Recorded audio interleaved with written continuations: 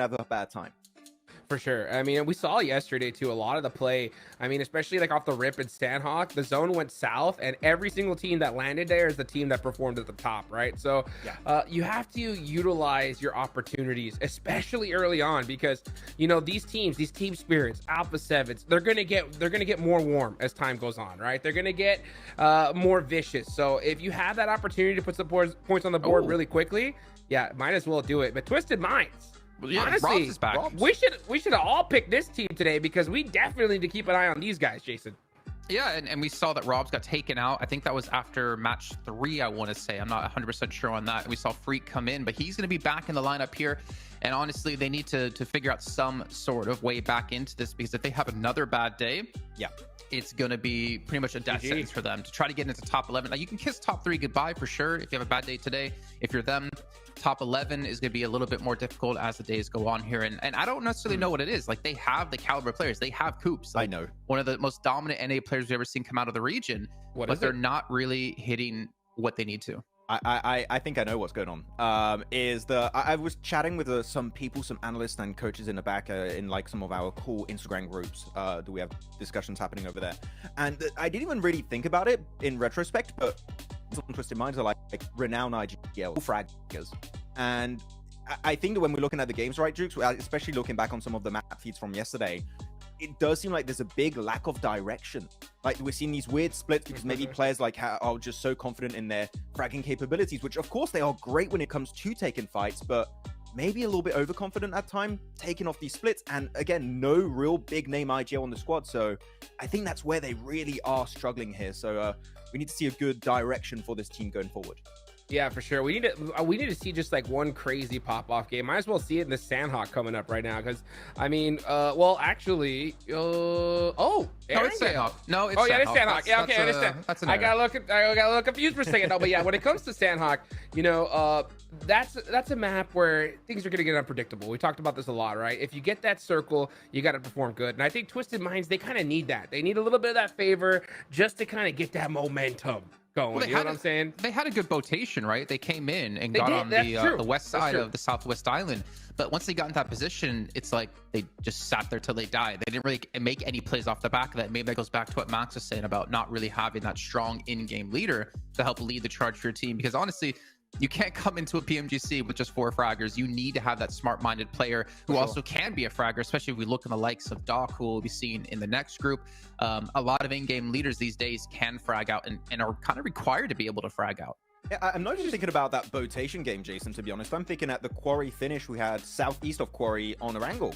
I think that game, they had such a good position and they got split, and I think they lost a player or two to Hoxie from MSJ that just wrapped up behind them, and it didn't seem like there was any synergy at that point in time. Again, this team has so much potential, but we need someone to take the lead when it comes to this team, right? And we need someone to call the shots, and they need to all follow that kind of IGLing. If that happens, Jukes, they can destroy every team in this lobby for sure, but they need to have a plan today.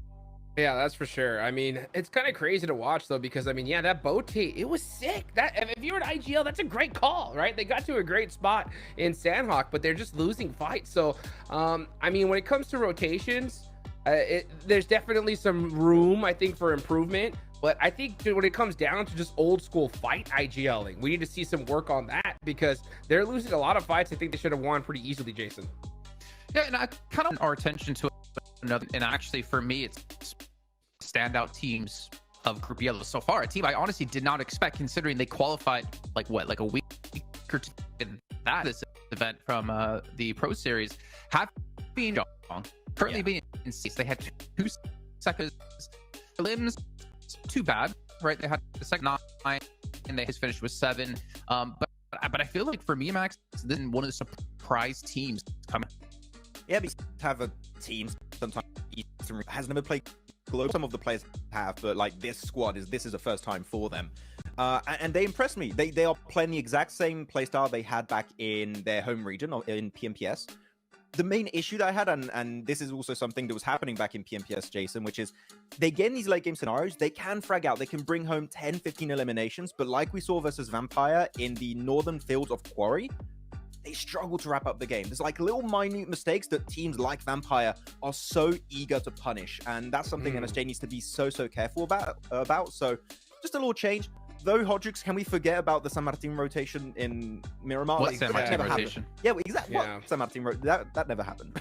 That didn't happen. That didn't happen. And that's the thing is that, like, there's so many different factors. Like, sometimes you get player fatigue and the IGLs just kind of make a call that's just so bold to try to win the game, and they just get absolutely obliterated, Yeah. But when it comes to Mir and Sejong, right, I think you're totally right. Like, they're one of those teams that definitely need to kind of focus on that end game execution. I think that's why Major Pride's performance was so impressive to me, right? Because when it comes to like what you should do in end game fights, they put on a clinic, Jason. They didn't make hardly any mistakes at all when they got those opportunities, which is blowing my mind considering the CSA they made so many mistakes almost every single time when they got into late game. If they ever got into late game is the key thing there, Max. Yeah, they would just go for these weird splits. Like, why are you doing that? You could win the game, and then they would not win the game. But you know what? They got a win on the very first match. But we did have that big question yesterday, Jason, at the end of the show, which is, can we see Major Pride continue that domination of yesterday going into day 2? If that can happen, that'll be a big surprise, but it's going to be a rough day 2 because other teams are ready to step up. Exactly. It's going to be a rough day for a lot of these teams if you did not prepare over the course of the night. And of course, today, as we are going to load into our first battleground, our first match here of day 2 of Group P. So let's throw it over to our commentators to kick us off with John, Allen, and Blink once again. And we are back for some more PUBG Mobile action here at the PMGC. Group Yellow has been some interesting development over the course of yesterday, and we are going to be looking forward to what we've got in store today. Over the jungle we go from Docks to Camp Alpha. Back in the locale of the jungle. Happy days for all of us here at PMGC in the group stages as we're heading up towards Camp Alpha, as you said before, John. Always like to kick it off here with a Sandhawk. Always a lot of fun to watch in terms of the plays and the action that does come on through. A lot of talking points made over on the desk there in terms of what kind of teams are going to step up. We had Inco versus BTR as well in terms of that almost hard-headed nature coming through from Inco of just kind of brute force at times, which is overall didn't work out too terribly, and it was actually Bro Harambe deciding, let's leave, not worth it for us. Harambe, bro. It's so devastating for them. We've had to actually separate BTR and Inco to opposite ends of the map here on Sandhawk. We got Inco over on towards Cave, BTR all the way up in Camp Alpha, so they aren't going to meet for quite a while, you'd hope. You would, and with that kind of circle, it does look like it's more leaning up towards the Northwest Island, in which case Vampires in Hatin, fairly pleased with that. No one currently playing the Northwest Mountain, so no early drops there. That does give opportunity for both BTR as well as Vampires to take a crack at that one if they might like towards the early portions of this game. Likely more or less looking at a stage 2 decision on that one, though, I'd say, John, rather than definitely going too early for them to okay, all right, we're sorted out. We'll go again. But Genfos over on that east side, I think, could maybe slow the Vampires down on making that rotation. I just wasn't finished. I thought you said John. That means I start talk. Oh, I see. Maybe I was just it wasn't a signal that I think we had predetermined. No, you're right. I'll stop saying your name though. But RSG, on the other hand, take it down Team Spirit, John. Then no, wait.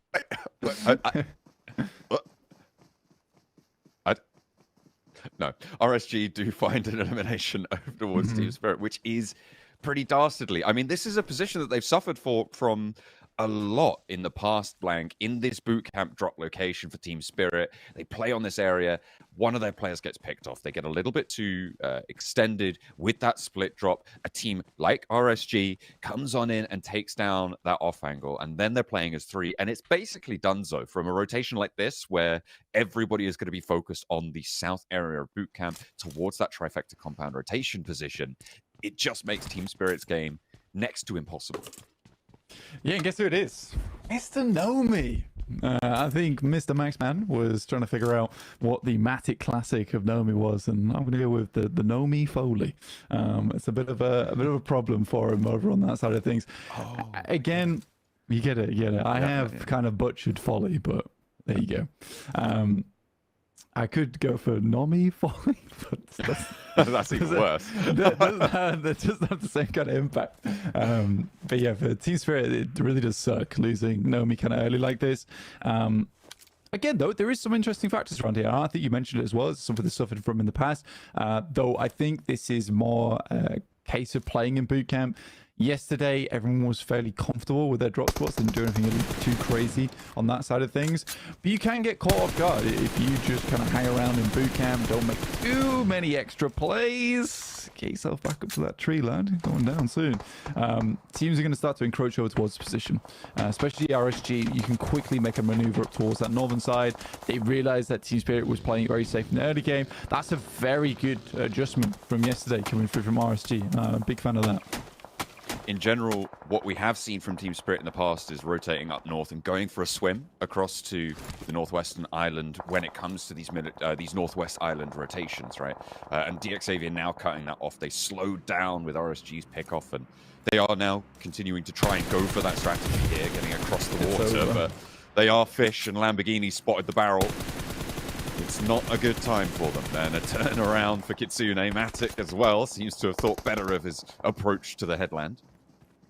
Yeah, unless there's a nade here from Effect that takes down Lamborghini, I think the game actually does end here for Team Spirit. And with that not hitting, yeah, this should be Team Spirit 16th place. I don't think it's really possible for them to get out of this situation too easily. Again, when I look at Team Spirit here, you do somewhat feel sorry for them. The fact they have been ganged up on by 3 teams, let's be frank, with De Muerte as well as RSG and now JuiXeee. It's a rough position to be in. I think all teams basically have the same idea that we can kind of cut off Team Spirit nice and early here. It is interesting that JuiXeee doesn't go for this northern rotate up towards Hatton as opposed to going for this one. It's massively clumped over on this south side. It's a miracle that Matic's got across here, by the way.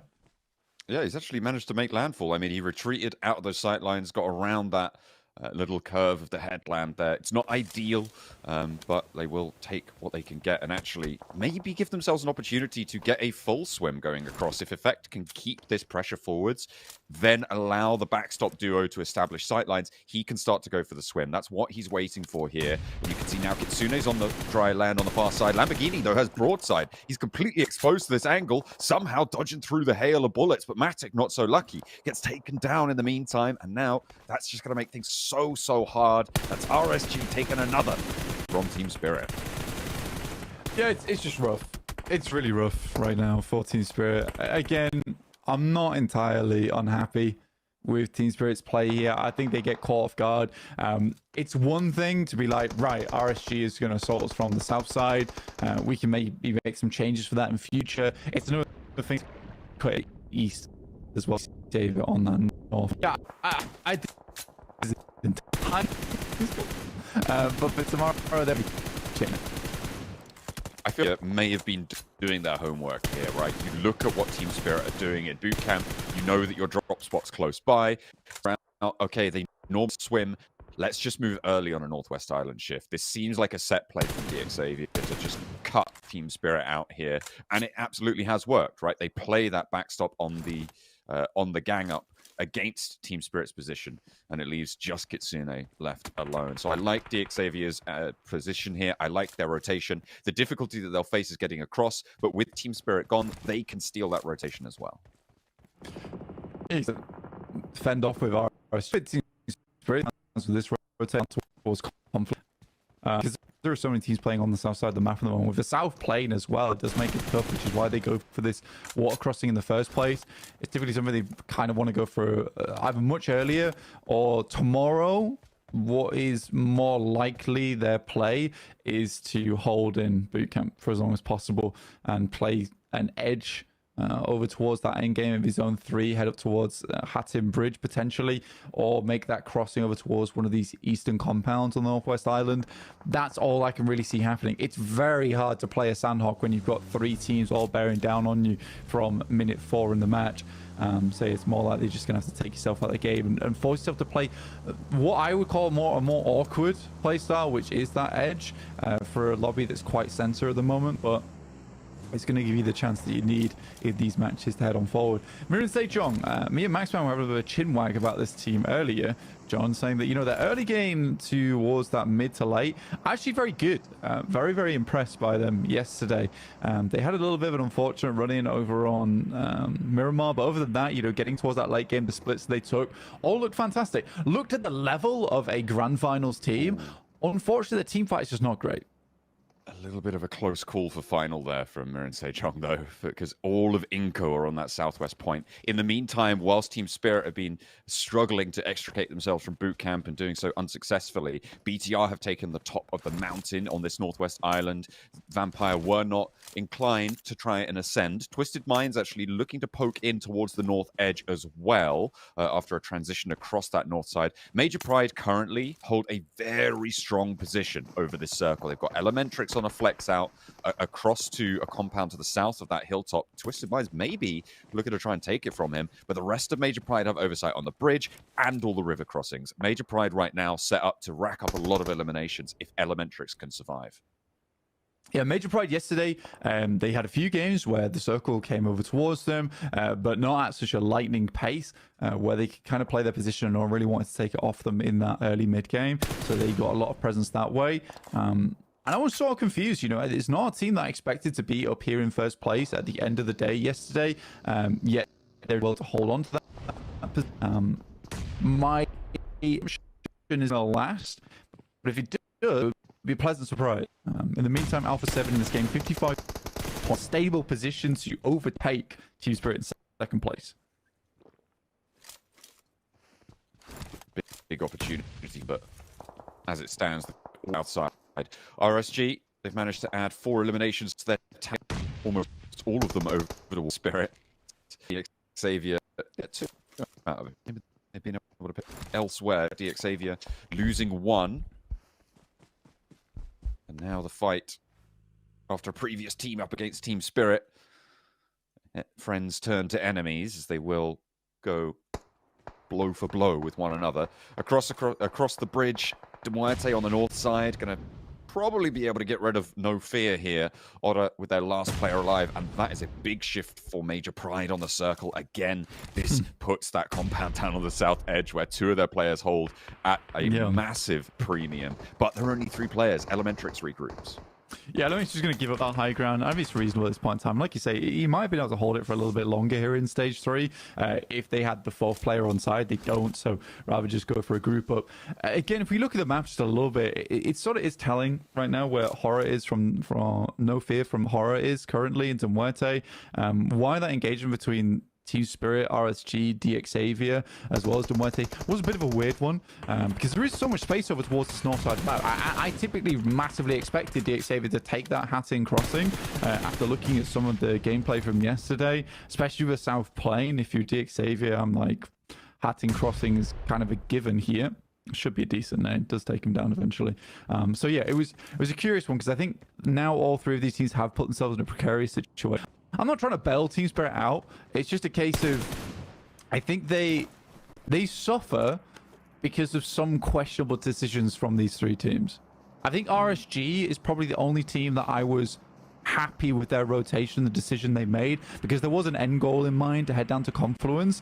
They assumed that Team Spirit was making that crossing on the water. They took shots, they took advantage of it, but it was always a case to get to this on that southeast side. DXavier as well as Demuerte, their plans felt a little more loose, let's say. Yeah, I think you're right. I mean, I did kind of praise DXavier for right. So you are right.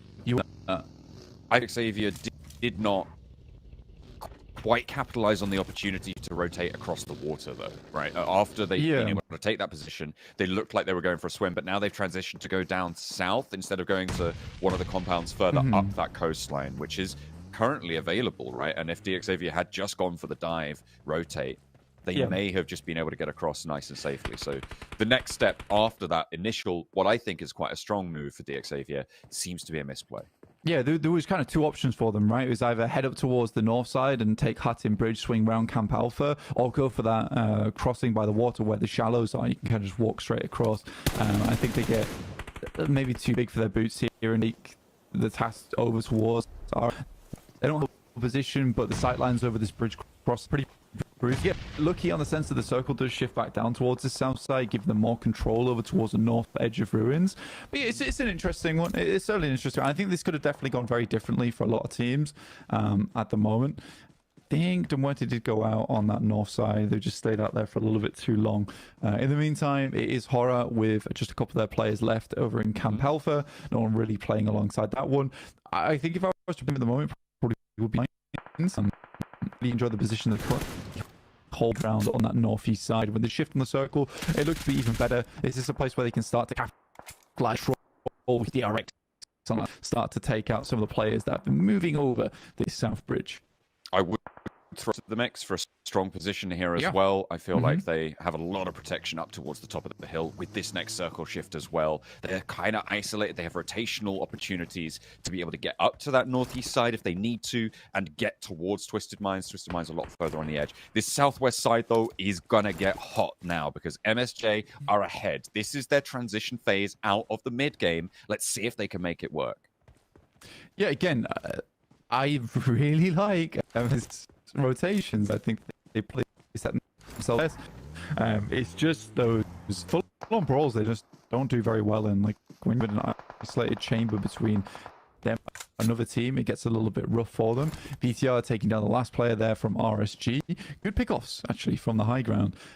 But yeah, for MSJ, when there's Inco as well as Vampires down towards the southwest side, this is certainly a position where they can kind of capitalize on those teams having to fight one another and them just having some little bit of impact, you know, getting a few words into the conversation here and there, be that a casualty or a bit of damage. Yeah, it seems like BTR and DXavier acting a little bit symbiotically there to take down the remnants of RSG. Of course, you guys can get symbiotic with it as well with our Venom collaboration here in PUBG Mobile. You can play the game, go and watch the movie, have a great time with it. Hopefully these teams are having a great time with it too, as Alpha 7 try and cross over, not having such a great time here. They've been out on the edge for a long, long time, and they are the next to get caught up in the DRX net. Looks like McGrellin trying to get up onto try land, but it's not going to be easy. Another nade over towards Revo takes him to half HP. Yeah, DRX has had a venomous bite down towards this south side, and they've been holding this bridge very strongly. I think for them it's been way easier because there were so many teams on this south side that they brutalized one another on the approach over towards the position. So DRX is realistically being the garbage men of the lobby at the moment. They are taking out the rubbish as the stragglers move their way in, and Alpha 7 just struggling. They had to wait so long to make this play in the first place. McGrellin in the water. Kaise is currently just passing that information back over towards them right now as nades start to pour on through. Next circle on our screens very shortly. We'll see where this one does go, and it sent us up over towards Major Pride again. The Twisted Minds will have to leave that high ground. Likely will be a crash. And the difficulty now for Major Pride is there is going to be quite a few crashes. That compound right there does have the capability of holding two teams, and that's a scary prospect because there is multiple teams all in position to make that rotate in. Now, for Luke's as well as Twisted Minds, this is probably the perfect time to go for it whilst there's still teams fighting out on the edge and the blue hasn't started to push in yet. Both teams being quite passive right now, unwilling to make that approach for fear of the sightlines that surround the lobby. Yeah, I don't think you can make that approach until BTR make the move. Maybe Vampire could still be where they are, but it's just such a difficult maneuver to make when everybody is looking out for you. Major Pride actually all moved down to the south edge of that compound, so they're giving up a lot of ground, but that, as you say, is very smart, intelligent play. Not towards Inco, they're all behind the same rock. One of the right disaster, but it's not landing. Through a nice slip from Nenabetse, but there's the offhand as well. Inactive needs still towards DRX, but it is a wild from the south side on the bridge down onto inactive. I'm sure struggling to make the approach despite some good openers to MS. Again, for MSJ, perfect positioning, great holds. The sightlines were there, but they're unable to take the fight at all. And they crumble on approach. And again, this is a team that was inside a compound, John. Very odd to see here. Vitali, Farinko looking to go up against Vampires, where they will finally push him out. That's 3 Elims. It's the team that started in Hattin, so has had a bit of an easier time than other squads. Vampire very much enjoying playing this edge playstyle at the moment. Great pick off from Tony K.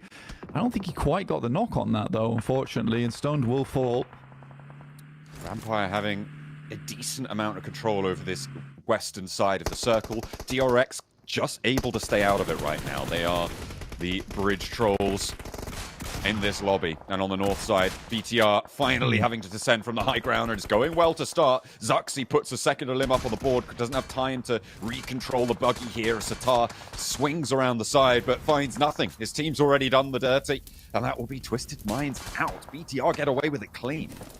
Yeah, it's a curious play from Doran. I can see it working out if he actually gets the rundown, but yeah, for Twisted Minds, not the ideal position. Again, this is what I was talking about with loops.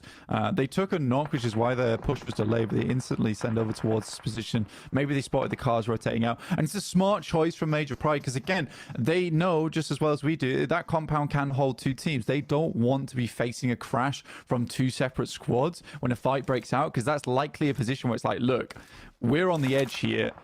Best we can do right now is to third party that engagement in the loops compound. And again, the circle moves back down to Pride. So look for Major Pride, but the rotation is a decision. You can't fault them for that. They were able to do a little control out on the BTR. They may have won the fight with Twisted Minds, but the war rages on, and it looks like they are on the sharp end of the spear here. It's a real tough time to get away from this. You look at the cover that just... Well, in fact, you can't look at the cover because it just doesn't exist for BTR. It is a complete broadside zone. You're just not getting away from it. Opens up a lot of opportunity for Major Pride to keep control DRX to stay safe. And actually for DXavier, the remaining duos decide to get a little more close up to these groups of the remaining... Vitinho has gone down already.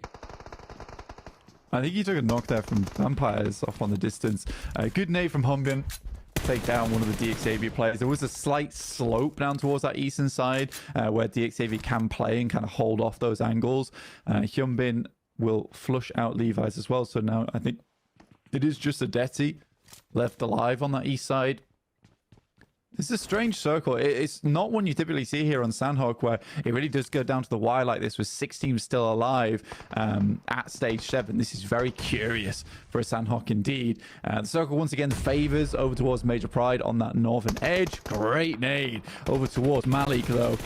A response from Ora, maybe, as they're able to put one back towards Loops, but they've got some players on the outside, meaning they wouldn't all go down if it does manage to land. But the shots from Major Pride, they've just got such brilliant angles here to control the northern compound.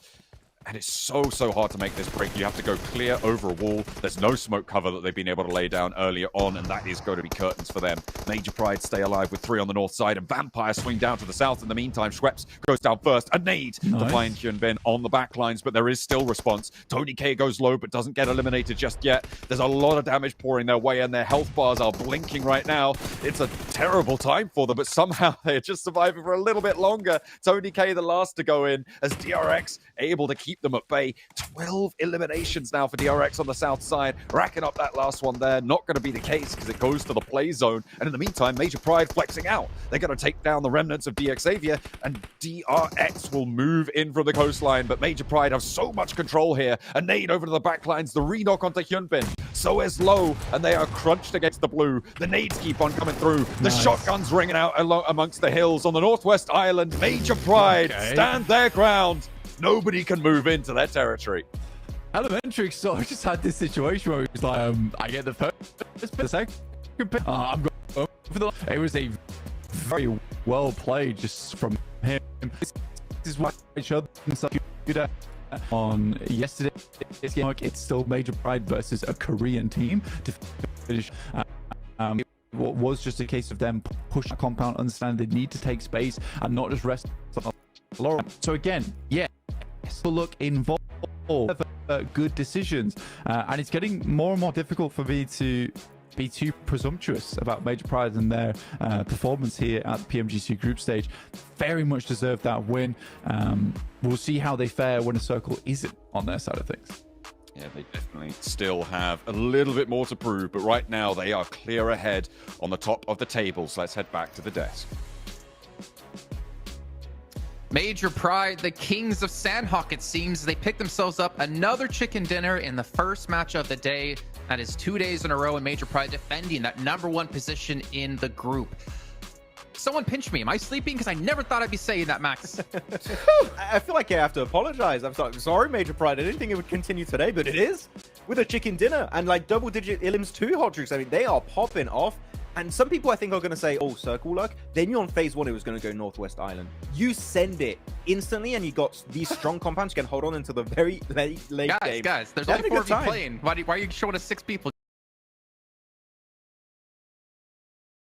Get out of here. Hey, bring them all out, dude. Bring out their celebrate. We're 7-8, man, because this team, to say they'd be #1 at the moment in Group Yellow after 7 matches played is something that would have never have crossed my mind. But you got to give them credit, because not only are they making it to late game, they're making smart decisions here, and more importantly, Hot Jukes, they're showing they can frag out, which is so tough to do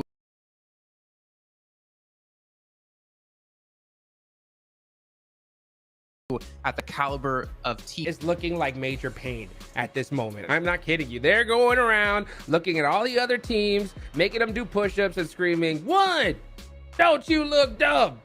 2, look at you, dude. I mean, they punished all these rest of these squads. I don't expect anyone to do more than 2 push-ups there. That's all I can do, so yeah. That's all you gotta do. Oh man, Major Pride continuing their run. However, we did see some change-ups, right? I did want to hit on another team in particular, as you guys pointed out while we're watching, Inco. A Botate coming through, but Max, it did come back to bite them in the butt. Yeah, because when you Botate, unfortunately, you're reducing your looting time by a significant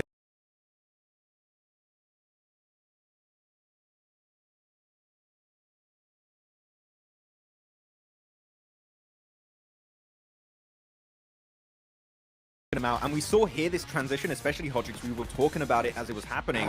They were trying to go get third parties by teams like DRX, even Vampire just full send in the compound to clear the remaining players and take control of the western side. Good idea for Inco, but when you don't have the loot to back up a play, you're going to struggle. Well, I don't even think they needed the loot. That's the problem, is I think they could have pushed that building and secured a spot much earlier, but you could just see the hesitation that they had, right? They were second guessing themselves because they had a team, I think it was DRX, that was behind them, and they just refused to push until it was way too late, and they got punished for it. So, I mean, Inco, at this level, if you hesitate even for a second, you're going to get punished. So, I mean, I'm not surprised to see that happen. I mean, look at this. This is the top team in the world, Alpha 7. Rebel got knocked. We saw McGrellin try to save him, and he got taken out in the meantime trying to do that as well. A good hold, good bridge hold here from DRX, right? I think that we were looking a lot at MSJ at the start, but DRX here, this is really a little bit of a comeback on the second day on this first match, Jason. Like, the big eliminations they got clearing teams like Alpha 7. Sure, they don't get the win, they get second place, but such a good engagement from DRX. They were just completely controlling the southern side of the map. So yeah, DRX here, a little bit back on form, like we saw back at the start of PMWC, so I'm happy to see them get a good game here. Yeah, and I think that's also, I'm so happy you guys actually brought them up, because at the start of the day, I did want to discuss when it comes to Korea and the teams, D+, like those are the 2 names you kind of familiar with. And Sejong were performing better in the first day. So it's great to see DRX. They do have what it takes to get themselves to 13 eliminations, 19 points That's in huge. Total here. But again, Xavier, Vampire, we've already seen them towards the top of the table in overalls, and they're continuing to push that top of the table. Yeah, I wanted to see a bit more from Loops, actually. You know what? Got himself 5 points, so it's still a little bit silent here, but I think Loops, I wanted to see a little bit of resurgence from this team, because they've never really breached top 3, and they didn't do it here either, right? But I would like to see them breach top 3, actually get to the late game and have a strong position, but they are struggling so far to do so. But as we go down, unfortunately, Twisted Minds. Have to bring it up. Twisted Minds, like Twisted Minds, Bigatron. Yeah, dude. That push. What?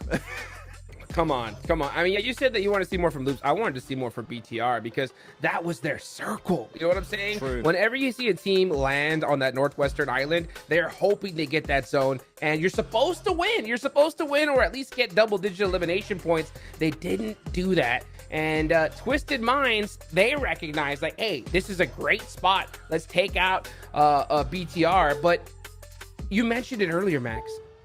It's got to be a lack of an IGL at this point, because they look like 4 solo players trying to engage it, right? Each one trying to do their own thing, but they're not working as a team, and they just got obliterated by BTR. It was a terrible push. I feel like the communications on that push are just, let's push this team and nothing else, and then everyone does what they want. Like, yet some players sending it deep with the buggy, some players playing the Ridge, which I think was a good approach to play the Ridge. I don't care what play you do to some extent, Hodrix. It could be a good or bad play. That, to some extent, I can forgive.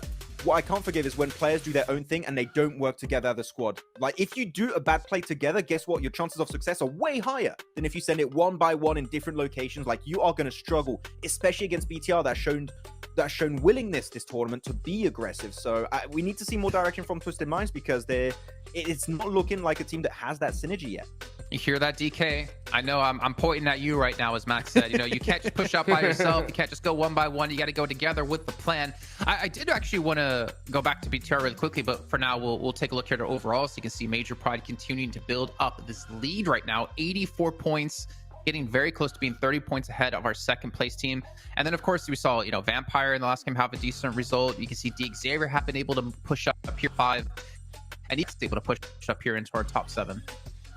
Good. We're seeing Korea back on board. Hot JuiXeee Korea doing well. I think that we had off Japan. I think it's time that we get a Korean team like just pop in. Yeah. Like, it is about time that region gets maybe a champion around the board. But here you go, second page of our leaderboards, and yeah, you know what? I kind of want to see a little bit more from Zeus in particular. They got a lot of, I think it was damage yesterday. Unfortunately, really struggling to get that conversion rate done. I liked their gatekeeping. We had Northeast Hot Jukes. I don't know how much you saw that, but like they were trying to hold off teams, clear a lot of space in that circle. I appreciate it, but when it comes to taking fights like head on, I do think they struggle a little bit. Yeah, and it's just showing on the leaderboards right here. They need a big day because honestly, all the teams that are on this second page, if they want to be able to make it to that top 3, they got to perform here now. And it's not a good sign in Sandhawk. I mean, yeah, Sandhawk is Sandhawk. I think that's how you got to kind of have to look at it. But we're about to go into Erangel, and I mean, just seeing these kind of struggles early on, it hurts. Speaking of struggles, just seeing my boy there having to limp back to his chair. He's got some crutches behind him as well, playing with like an ankle injury, it looks like. I mean, hey, I would rather have an ankle injury than like a wrist injury right now when you're trying to play in the most competitive event of the year. But Major Pride, man, more like major pain, to be honest. We had to use that one, Hot Jukes. It was perfect. I didn't steal it. I borrowed it as they're continuing to put the pain on the lobby. And it's Sandhawk. I'm not going to jump to conclusions just yet, but it does give me a little bit of a sigh of relief that what they were able to do in day 1 was not a fluke, Max, and they're able to carry it on to day 2. Obviously, you need to see that out of Erangel now coming into this for them, but this is a very good sign for a team who is surprising almost everyone out there.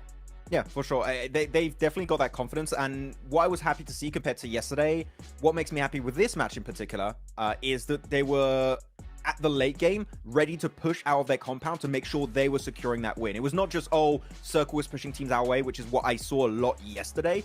No, it's them being actually proactive from like phase 1 Circle, right, Hodrix? They knew it was going to go northwest to the late game, knowing we need to leave this position if we want to get the game, if we want to get all those eliminations. Like now, I really feel like they are comfortable in this lobby and they're just going to keep fragging out. So yeah, I'm sold now on the way they played this match. Dude, absolutely. I mean, that rotation was gorgeous. I mean, they recognized like, hey, of course we got to get to this island sooner than later. They had like 2-3 teams ahead of them. I think Marie Sejan was one of them in front of them, and they just drove right past them, got on that bridge, and was able to make it. And once they secured that compound, yeah, they did get zone blessed towards there, but to even get to that compound, right, it's so crazy. So I mean, bigs ups for them, and for them to finish out the way they did. I mean, these guys are looking too good here, Jason. I kind of want to maybe turn our attention towards our teams to focus, because we're going to just a couple times. We'll do the start of the show for you guys to kind of get an idea of who we're looking at throughout the day.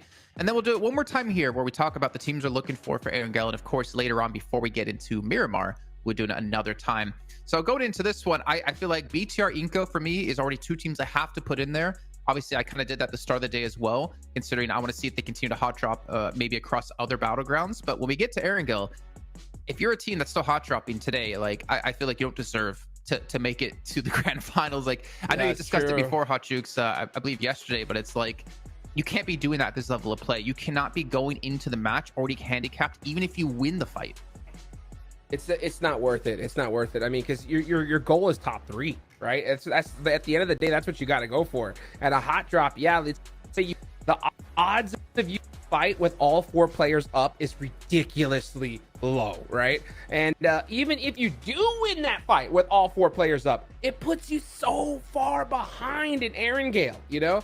And so you just get punished for it. So at the end of the day, a lot of these big cities, they're so big, you could split loot them, right? You can just go ahead and be like, hey, you guys take that side of the map, you know, I'll take this side of Pachiki, don't even worry about it, and we'll fight later on. And that's what you gotta do. But Inko's stubborn, dude. I mean, 7 talk to them themselves. These guys don't care. They're like, we're dropping here, and if we see you, we're taking you out.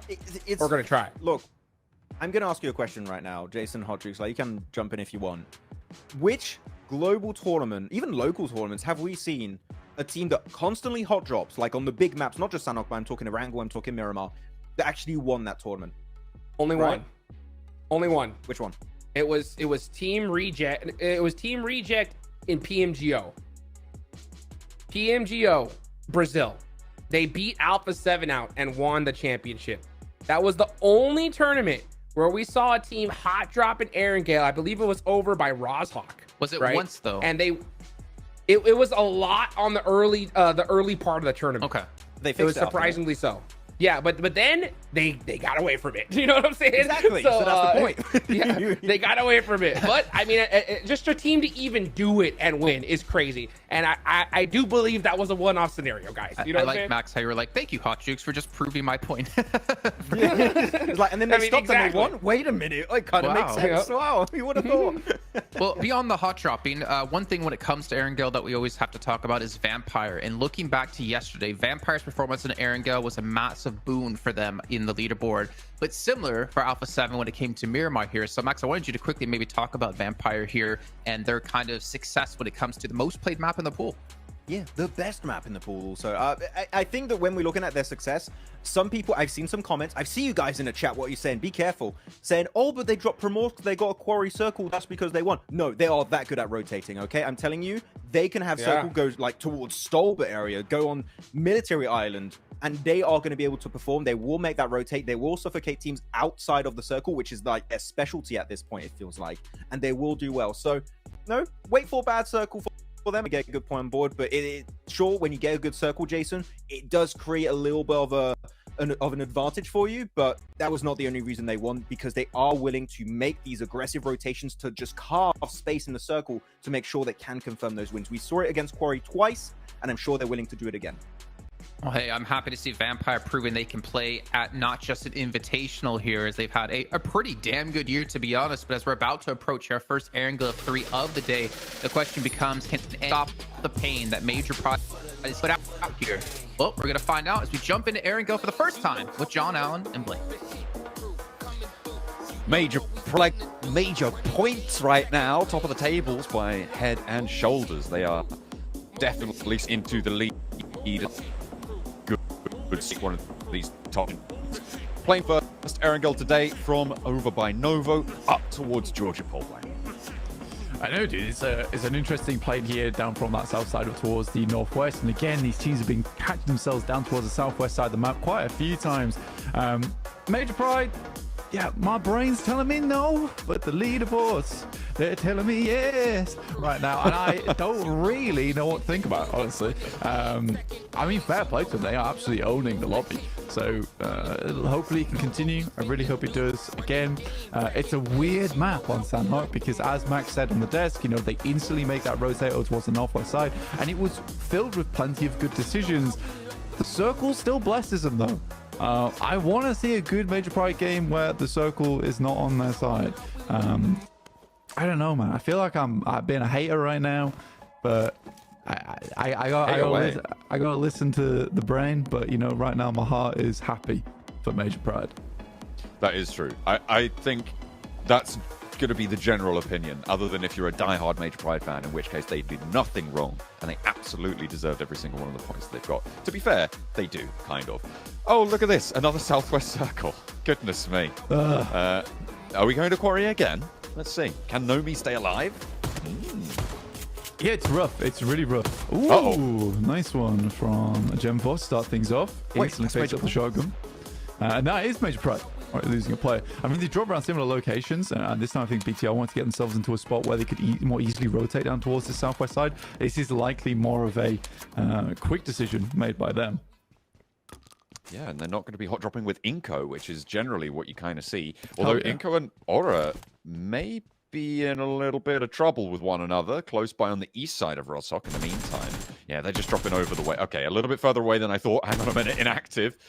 Might be quite far away, but you got a 4x, and all of a sudden it's a little bit easier. Not going to be able to hit any of those shots, though. And going to allow him to descend, touch the floor. Grass, touched.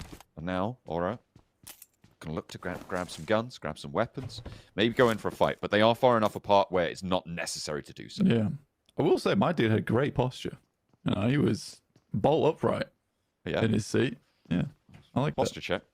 It's got to be done. It's got to be done. Especially in, I would say it's even more of a factor in mobile esports for good back posture. Considering you are looking down at your phone a lot of times, so you guys at home, make sure you're taking breaks when you're playing PUBG Mobile. We know it's a great game. But I feel like, you know, the claw should be in the hands, not in the spine, right? Yeah. You don't want to be clawing the spine. You don't want to be shrimping up. No one wants to shrimp. Don't be shrimping, guys. Not good. That's what all the kids are doing on the block these days. They're all shrimping. Those rotten kids, they're all shrimping. Oh. Hate those guys. I used to shrimp. But now I you used to curly fry. Oh. Don't do it no more. Good times. Maybe a little bit. Your shrimp days. Yeah. To catch myself. Yeah. It's all in the chair. I'm back to the Good past. chair. Great investment, I think. Yeah, I do have a nice little Herman Miller, but I think it's too small for me. Or are you too big for it? Yeah, I think the fault's on me. The chair is nice. Yeah, I think the fault it does lie with my genetics, personally. Yeah, you specifically grew too big, and that's what's gone wrong there. I ate too many green beans and drank way too much milk. Oh dear. That's how it works. Well, yeah, sometimes that's just how it goes. Alpha 7, they were not drinking their milk last match. They got cut out by DRX. Oh, Mafioso carving his name into the wall there with a knife throw. Gets it back though. Yeah, I think for Alpha 7, it wasn't necessarily a bad rotate from them. I think they were quite far over on that eastern side, and because there was a huge amount of teams that actually headed for the southeast side of the map, it was a difficult push for them, realistically. So I don't mind too much that they went out early in that game. I think there's definitely potential to get some better nades over towards that bridge area. But again, it was so late in the circle when they decided to rotate in that there wasn't too much opportunity to get too much done. Seiwu immediately out of the vehicle. A good trade. Really good trade. I think you've got to stand your ground in those moments, honestly. Seiwu hops out and gets away. Elementrix trying to go back on in. The DP doesn't actually take shots. They're more concerned with staying alive as 3. They don't want to overexpose. They don't know where the rest of MSJ are. Although they are far up in the north, the regroup hasn't come through for them just yet. It's a dangerous game to go for the spray downs when you don't know where that backup could come from. You could immediately get taken down, and then all of a sudden, it's just Becca left for Major Pride, because they are only 3 players after that early pick from BTR. Yeah, still 84 points, man. Incredible point scoring so far. Like, very much ahead of everyone else. 25 points ahead of second. You know, I wouldn't be too unhappy, actually, if this was just our confirmed top 3 at this point in time. With Team Spirit, Major Prize, as well as Alpha 7 going through on that direct invite. I do think if you're a Team Spirit fan, you have to be worried of them dropping out that top 3, because they do not fare well in survival stages. Mafioso getting taken down and rotate downwards. Second time Seiwu's popped off this game. Certainly is. Team Spirit, they've managed to take a fight. Kitsune finds Coops, gets the flush, but effect is not. So is Kitsune. The smoke was just about there, so maybe difficult to confirm that flush. However, it looks like Team Spirit are just getting pulled apart here in the valley. Is everybody seemingly going all the way over to Primorsk? I mean, the circle isn't that far southwest, but everybody wants to group up around the northwest side of Quarry. They want to get ahead of that, and that is forcing teams together in a way that feels a little bit unnatural for a stage 1 circle. I personally think that Team Spirit need to rethink their strategy right now. I know that they're saying sticking to the plan at the moment, but the plan's not working.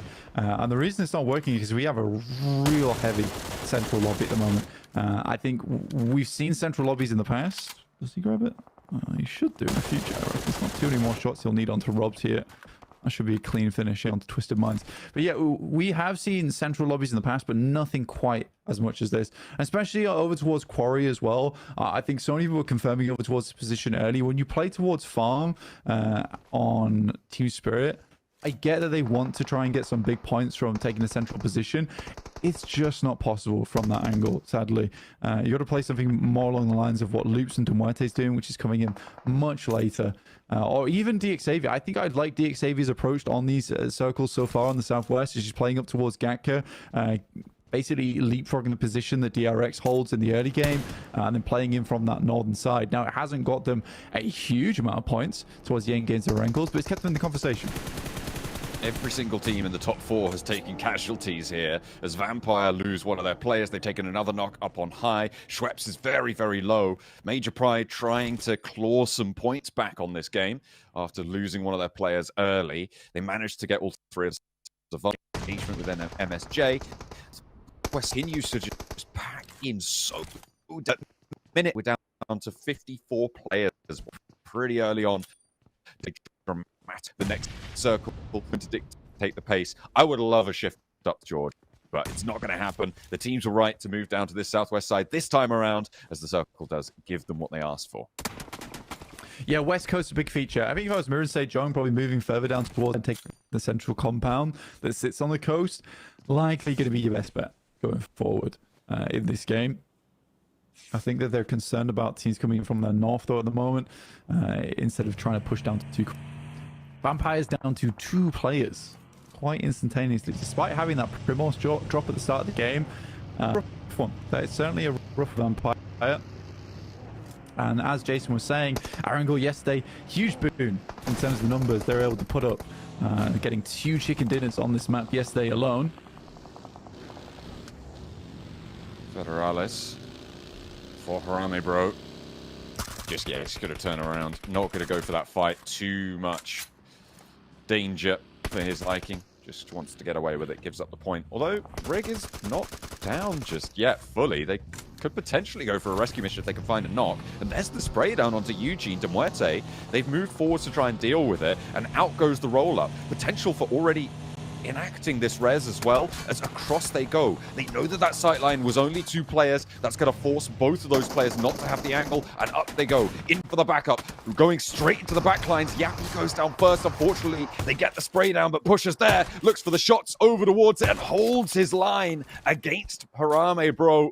And that will be 3 points picked up. A nice little turn for Harame, bro, but they couldn't find the shots. It looked like it was open season on Demuerte, but they managed to make it work.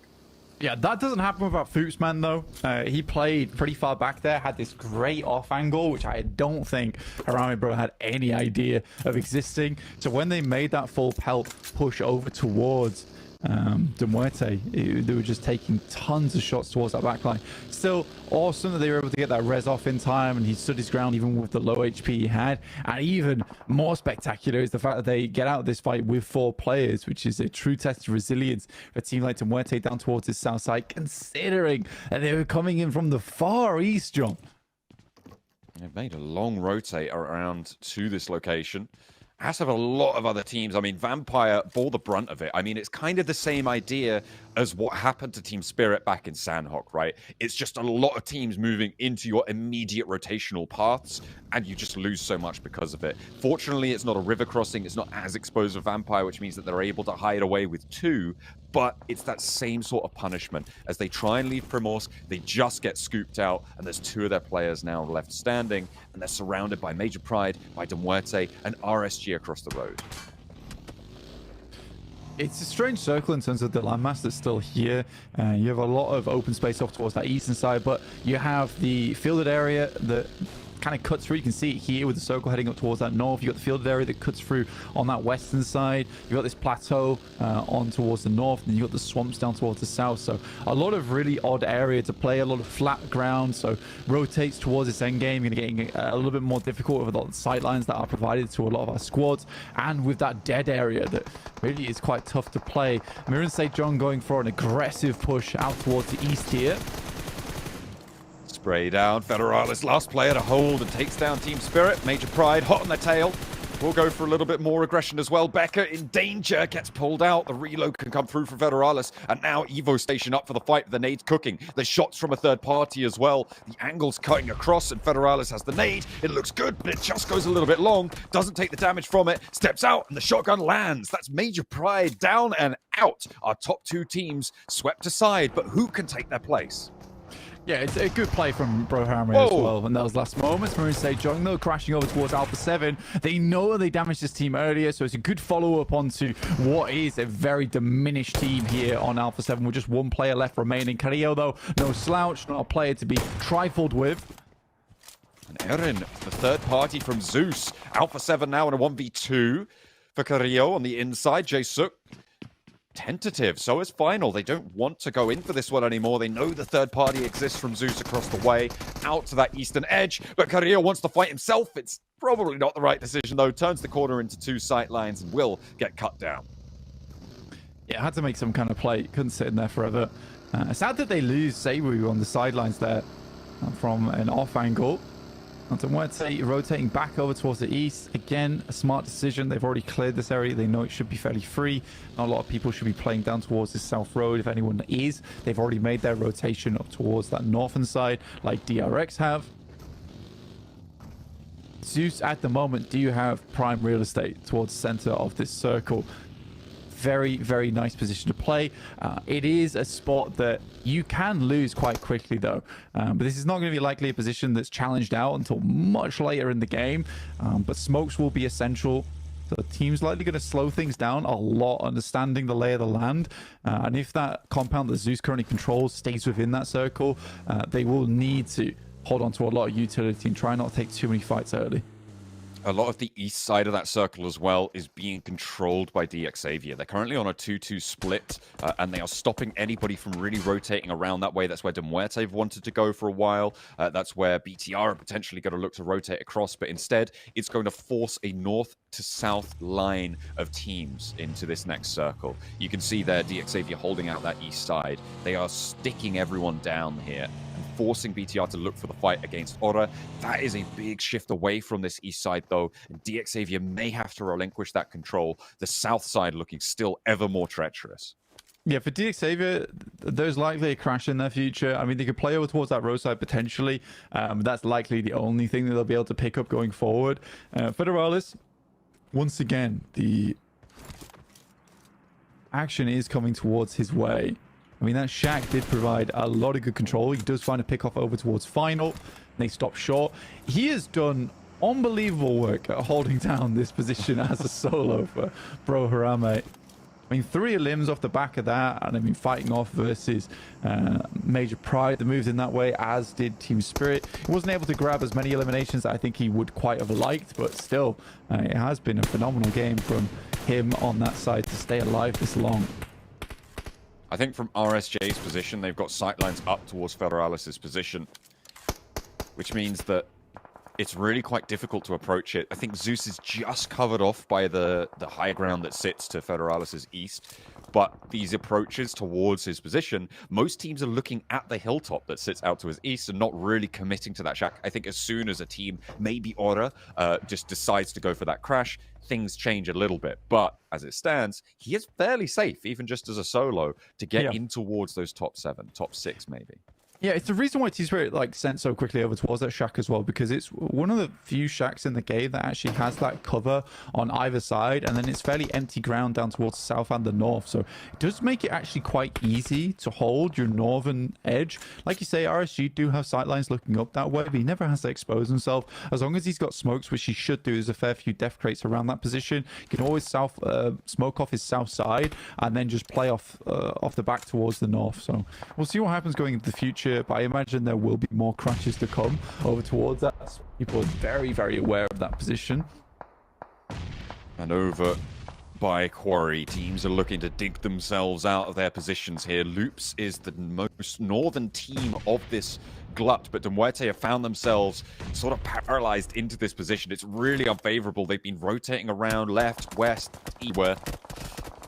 And it seems like now they're looking for this fight. And lovely off angle from DRX, though, makes it a little bit easier for them as Nilzada gets taken down almost immediately. The Mini 14 next, and maybe Demuerte have another opportunity to make something work here. 3 of their players alive, and Eugene is resable here for Tresley. The nade's going to come through for Loops, but not going to quite connect. Pretty much for Loops at the moment, it's time-based. It's time-based for them because as long as they can hold out for the next couple of minutes, the blue's likely going to be the thing that actually takes down Demuerte. I think that these nades right now are maybe somewhat unnecessary from Loops. It's not likely you're going to find this shot. And even taking this push was crazy from Nino. Do not like that at all. You just have to wait a little bit.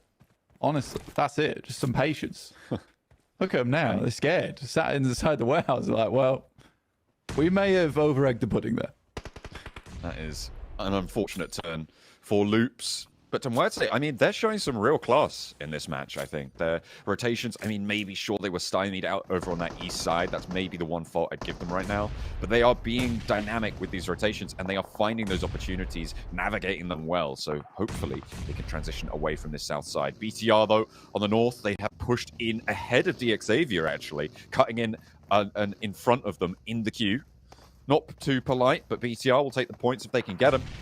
Satar goes down, however, and JuiXeee will not go out without a fight. Yeah, JuiXeee currently pushed up against the blue. That is the main assistance right now that BTR has. Unfortunately, they are downhill. Erinse Jong finds Nenevete. That is along the way, and will find the flush as well, which is big. In the meantime, it's Loops versus Demuerte. It's a 4v2. It's a tough fight. Ooh, in he goes. Not going to quite find the connection there. BTR having a real tough time. I think JuiXeee may have just swept that fight over on the northeast side. Indeed, down go BTR. It's a really nice approach for JuiXeee. That blue zone not being a factor. Tresley on the off angle as we hop back over to this fight between Demuerte and Loops on the south side. Foopsman steps in, gets one. The shutdown is there, and Loops are just being taken down one by one. The death march of Demuerte. Able to do a lot of damage, and it will be the end of Loops. That it will, and there'll be no symbiosis in this location with our Venom little event going on in game. Check out the movie as well. I've heard it's meant to be very good. You love to see it, literally. Inko on the southeast side can push past JuiXeee. Last player for MSJ. This mid game not as successful as they have had in the past. But not much more than that. Losing players to that Zeus off angle. And the nades go through. Inko still struggling against a solo who is very exposed from this western edge. I'm surprised that Hyunbin and DRX have not taken shots out this way. They may not have sightlines just down towards him, but in come JuiXeee. They're sailing straight for Hyunbin's position. DRX, their duo, may be under pressure now, and immediately they're just going to get rolled on in. Yeah, DRX getting torn to bits there. JuiXeee making quite a bold push, actually. With DRX going out, they will take control of that spot. Very central position as well. And this is an interesting spot to finish things up with that high ground that kind of slopes up throughout the center of this circle. I think JuiXeee have a great chance in this game, and it's one thing that JuiXeee has always been very good at is controlling a large amount of spaces, open spaces at that. Their compound play is good, but I would say their open land play is even better. Zeus still taking shots, though. It's traded back and forth. Maniac moved forwards. He is isolated from the rest of Zeus. JuiXeee solo going up against Inko. Let's see if he can get the job done here as he's up to the wall of the shack. Has a little bit of cover to play around. Both of these players not quite stepping out fast enough, but out he goes and just about able to get the second shot to connect. Wancho stays alive for Inko, and they will play on this 3 on the southeast side.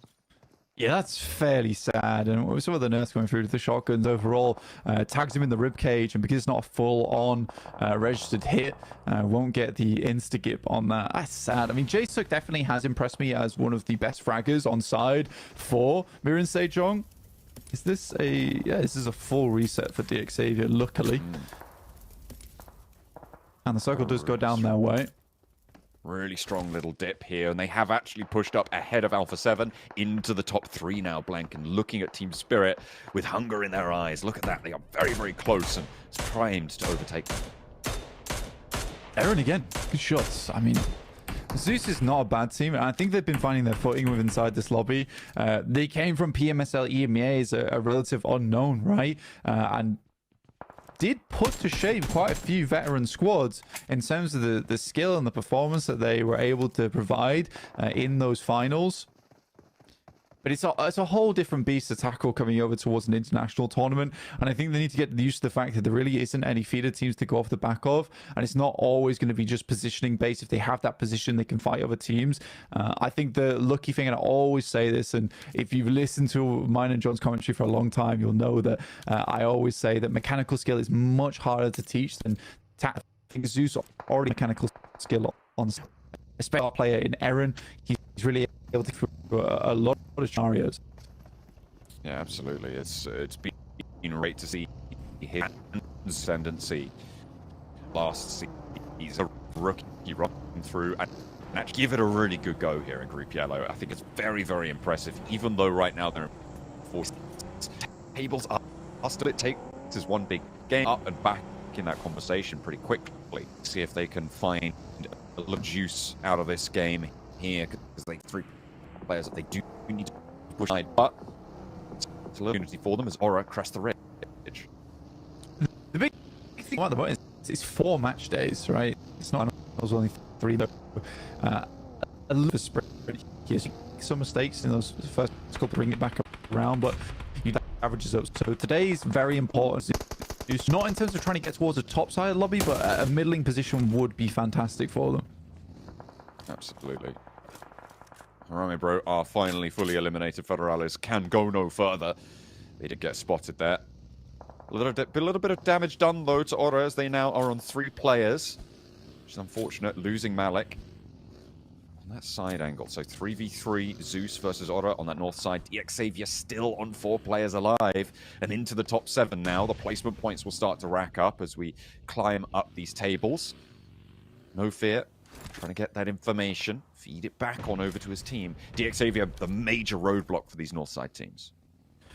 Yeah, pretty much there was that instance where they went over towards that ditch, and that was the most dangerous portion of the game.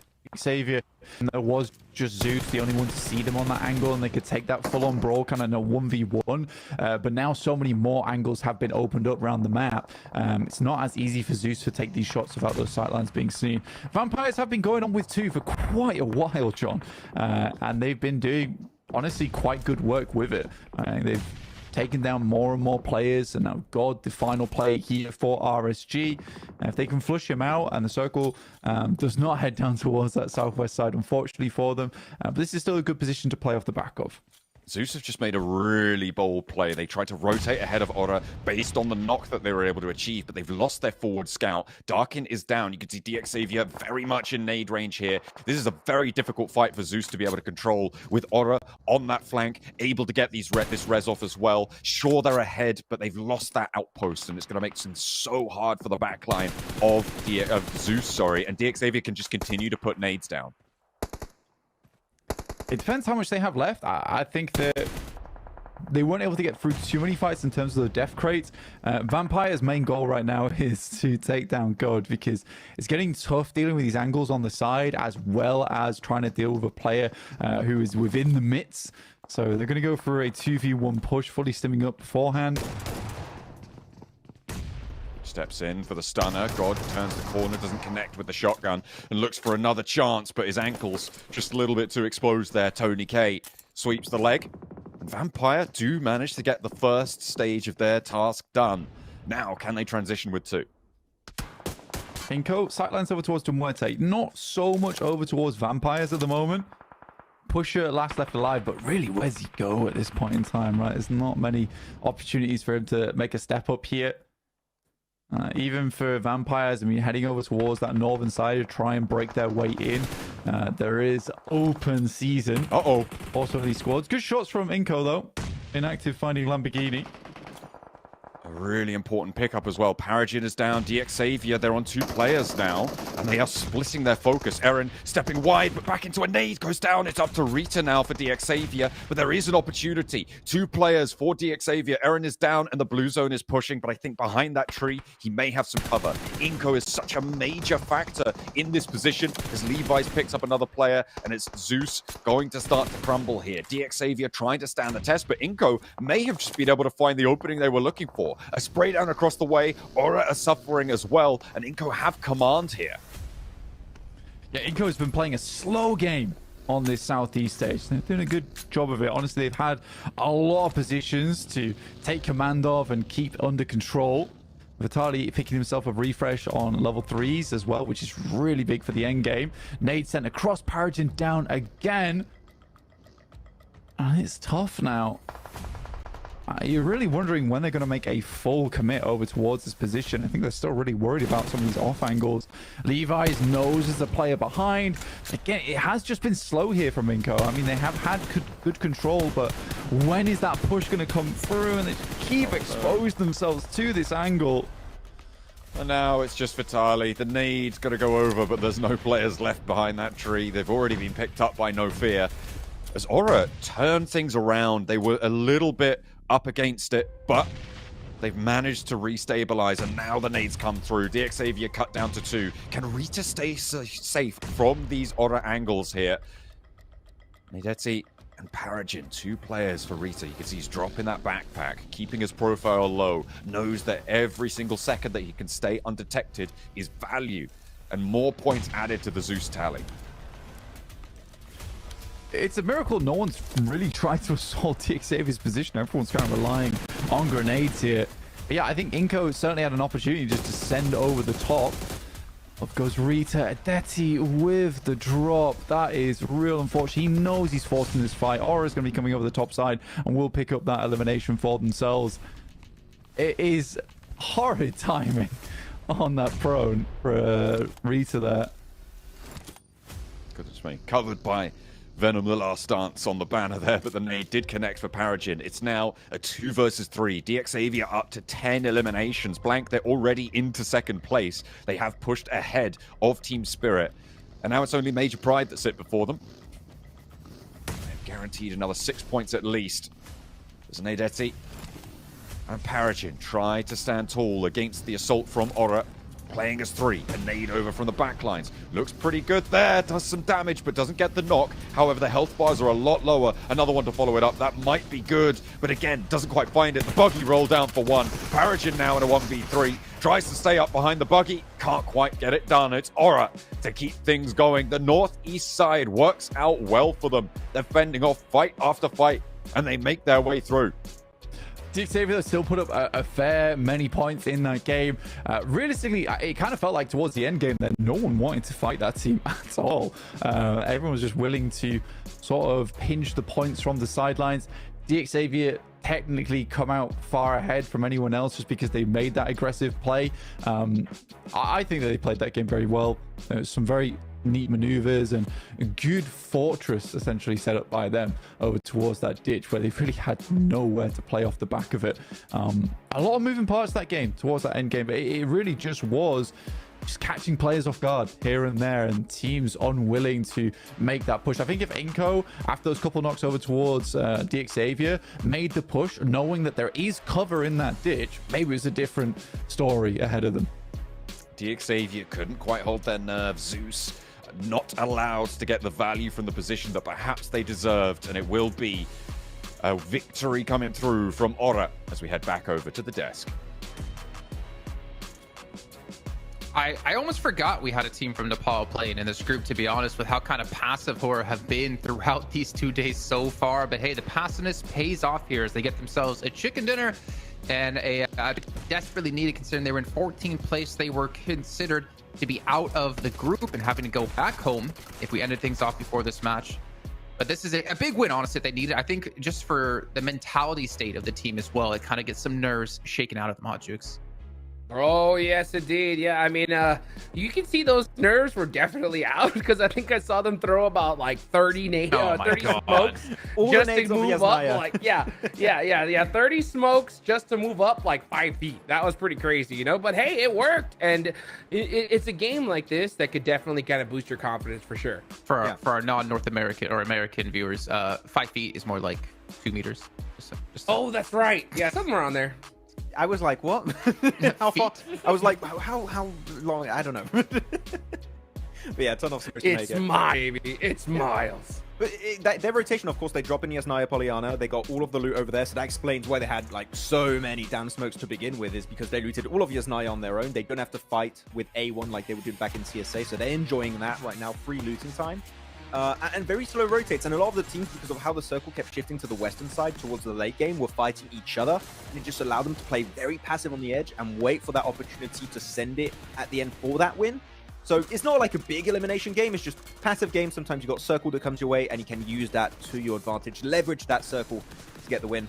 Though, I do have to say, Hotchix, taking the conversation over to another team, Inco, I think this could have been Inco's game, and I don't know how you feel about it. It could have been an Inco win.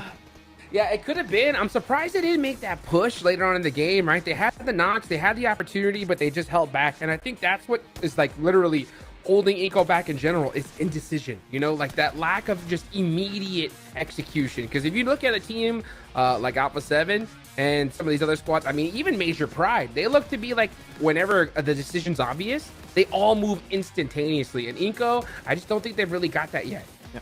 I think just like Blank was talking at the end of that game, once they got the initial knocks onto JuiXeee, I thought, oh, that's like the prime time to send it in that position. Yeah, just go. As you said, indecision, right, Hot Jukes, and then they didn't go for it. But I hope they can look back on this game in particular, be like, we should have been more aggressive. And that's going to be the, the big kind of a click they needed to try and start performing there. So yeah, Inco definitely some good moves, but just a little bit of a fumble at the end when they could have maybe got the game. I mean, what about JuiXeee though, right? They didn't have necessarily the easiest path to get into where they eventually finished off, was because they had to fight Bigatron, then they crashed onto DRX, completely overwhelming them and setting themselves up nicely for some points. And considering the top three teams were already out by that point, it was a great catch-up game for them to kind of, take away from that lead, potentially push themselves into top 3, which is, again, if you guys aren't familiar, top 3 from the group stage here goes directly to the grand finals. Yes, sir, indeed. I mean, yeah, CGX, they were like hold that little ridge line so beautifully, a nadeable position, right? But they were still able to just hold on and get some straight up eliminations. That nade from right there on the Inco was just perfectly placed. Look at that, 16 points for them. But of course, you got to give other flowers. 7 points, we'll take that all day long. Yeah, no, really good match here from Horror.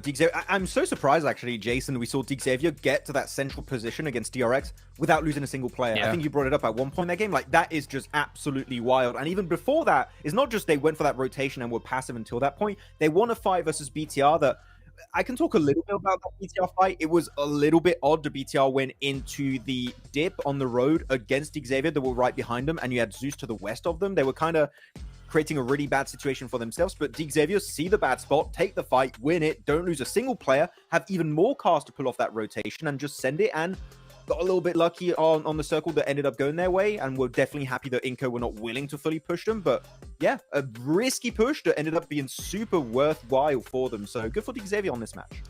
We've got to talk about loops, though. Towards Corey, they had a fight up against Muerte, and then I believe another team eventually came in to finish everything off. Getting 0 eliminations from that position felt like a horrible result for them, considering I feel like they had the zone position, they had the positional advantage completely against them, and yet they couldn't hit the shots when it mattered. Yeah, I mean, look at the leaderboards here. Of course, Major Price still going to be up there, but looking at that Quarry fight you're bringing up, Jason, I don't really want to focus too much on like loops fumbling that one. I more want to focus on Muerte and how good they played that position, which is they sent Tresley to a wide angle to the eastern side, and all Muerte had as free real estate in that position were 2 warehouses, which, as we know, very nadeable positions. You don't have too many strong angles you can peek from with third-person perspective, and Muerte knew that, so they went for these wide angles and just kind of suffocating all of loops in that warehouse, and then they just had no escape route. They had no angles to be aggressive with, and Muerte just completely obliterated them, and then were able to initiate a rotation in the southern side of the circle. So yeah, I think Muerte had a really good fight there, but Loops, we're still waiting to see something from this team, right, Jason? So they are definitely a bit silent now. Mir and Sejong, I got to give them credit as well. I mean, for a team who is coming into this basically qualifying as one of the last teams, for them to send it into Alpha 7 and win the fight, I guess, relatively cleanly, I think kind of shows that they don't over-respect anyone, and they're willing to take fights that maybe some other teams wouldn't, or they're willing to take like the proper fights. And I really wanted to give them credit for that, because they did win out on that one. Obviously not having like the greatest finish at the end of things, but it's a good sign for this team in general and the mentality they're bringing into these matches. I really want to use that fight, Jason, as like the definition of a crash. Like they just full sent in the building, and they even had cars on the roof in the swamp area. It was absolutely massive. But no, I feel like they're willing to take some really important fights. They were maybe a little bit unsure on day one, but day one is always a little bit all over the place. Day two is the true day one, as we said yesterday, Jason. So they're very comfortable now. It's still, I want to see a win from this team. That's where they struggled a bit back in PMPS. It will happen eventually, I believe, but they need to get over that hurdle of actually getting that chicken dinner. I mean, at least with the way they're playing at the moment, they're set to qualify. I should say it a different way. They're set to make it into this. Yes. Which is the more reps they get, the better they're going to become. Because as we talked about before, only Hoxie really, in terms of their starting roster, has played at this kind of level before at PMGC last year. So for this team to already be playing this well with such little experience, I think is a really good sign for them, and I'm curious to see where they'll get to at the end of this whole shebang. But as we transition to talking about maybe Vampire a little bit, because we did talk about them coming into Erangels as being one of their better maps, you have to kind of give them a little bit credit for them lasting so long, and I kind of wanted you to go into that, Max, because it was Schweppes and Tony K as the last two surviving. Yeah, you need to have a big change of mindset, Jason, when you lose players early. Like, it happens to every team, even the best team in the world. Sometimes it happens. You lose a player, lose two players, like, oh, rip, that wasn't quite what we wanted. Let's try and adapt. And here, Vampire, like, you know what? We got two players. We don't want to fight. We're just going to stick to the western side of the circle, which we know because of the plane path and how the circle kept shifting. There's not too many teams to the west. Teams are going to be on the southern, the eastern, or the northern side of the map. The western coast is going to be relatively free for the mid to late game section. And they just hold on to the west, avoid fight after fight, and they get like so far in the match. I don't remember how many placement points they got in that match. I didn't check it out, but they got so far when really any other team I think would have kept to try to go for these strong positions and would have died doing so. Vampire know they have to be respectful. They got it's 3 placements they maybe would not have gotten if they were getting too aggressive. So I love the mindset change of Vampire during this game. And just shown again that they respect the lobby, they know what they can do, and they know when they can't do some big plays, so they're just going to play a bit more silent. And just give credit again, like 3 points. We said so many times, I feel like this last year, that 1 point can make the difference. They are 1 point right now from getting through into the grand finals directly, where Team Spirit's currently sit on 61 and Vampire on 60. So every single point is going to matter, and that's why I was kind of surprised to not see more snakes. But speaking of snakes, Jae-Suk from Mir and Sejong, he did a phenomenal job surviving as long as he did, and almost even got pulled off the 1v3 against Inko. Yeah, you wanted to see snakes, Jason, so he was like, you know what, just for you, Jason, we're gonna snake it up. We had a discussion, right, while watching the game. It's like we haven't really seen too many snakes happen as of day one and day two, and I think the general vibe I got back from you and Hotchix was that teams are kind of realizing we have to go all in for these fights. Even if we're going to lose it, we kind of have to commit to it. That's true. Is JuiXe back? I heard him say, yeah. Oh, he's back on.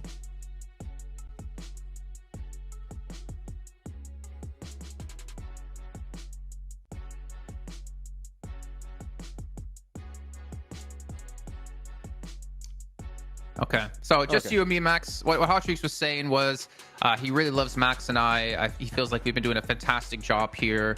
He says we deserve a raise, and yeah, it's appreciated, Hotchix. But we are about to head into our second Erangel here with 30 seconds left. Bigatron Inko, man. I mean, well, even ignoring Bigatron Inko, can we stop getting zones towards Corey? Like, there's other parts of Erangel to be played out, guys. Like, come on, RNG, give us a different zone.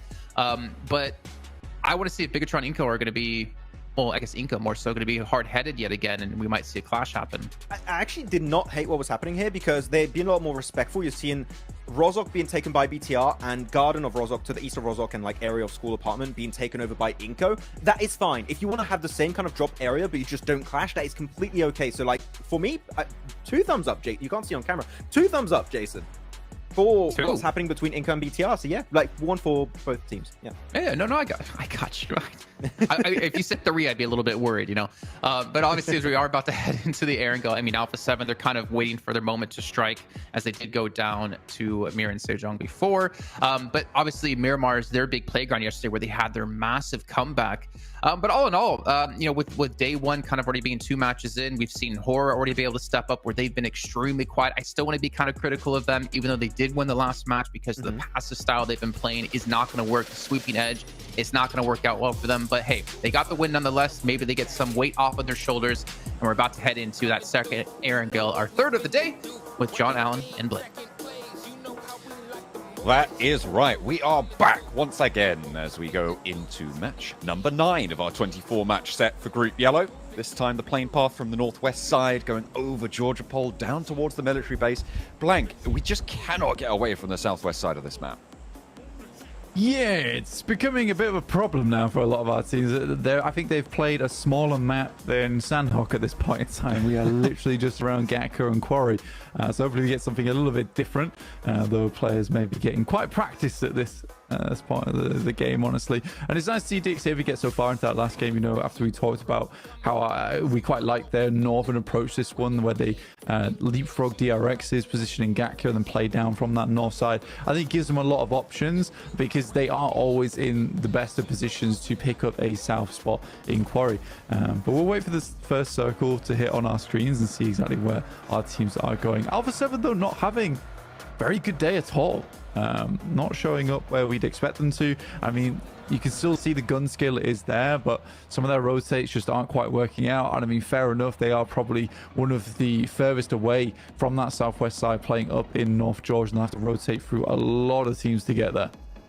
I will throw in the caveat that, of course, it's only been 2 matches, right, so far today, and it's kind of what we saw at the start of yesterday, and they ended up in the top 3. Same for Team Spirit.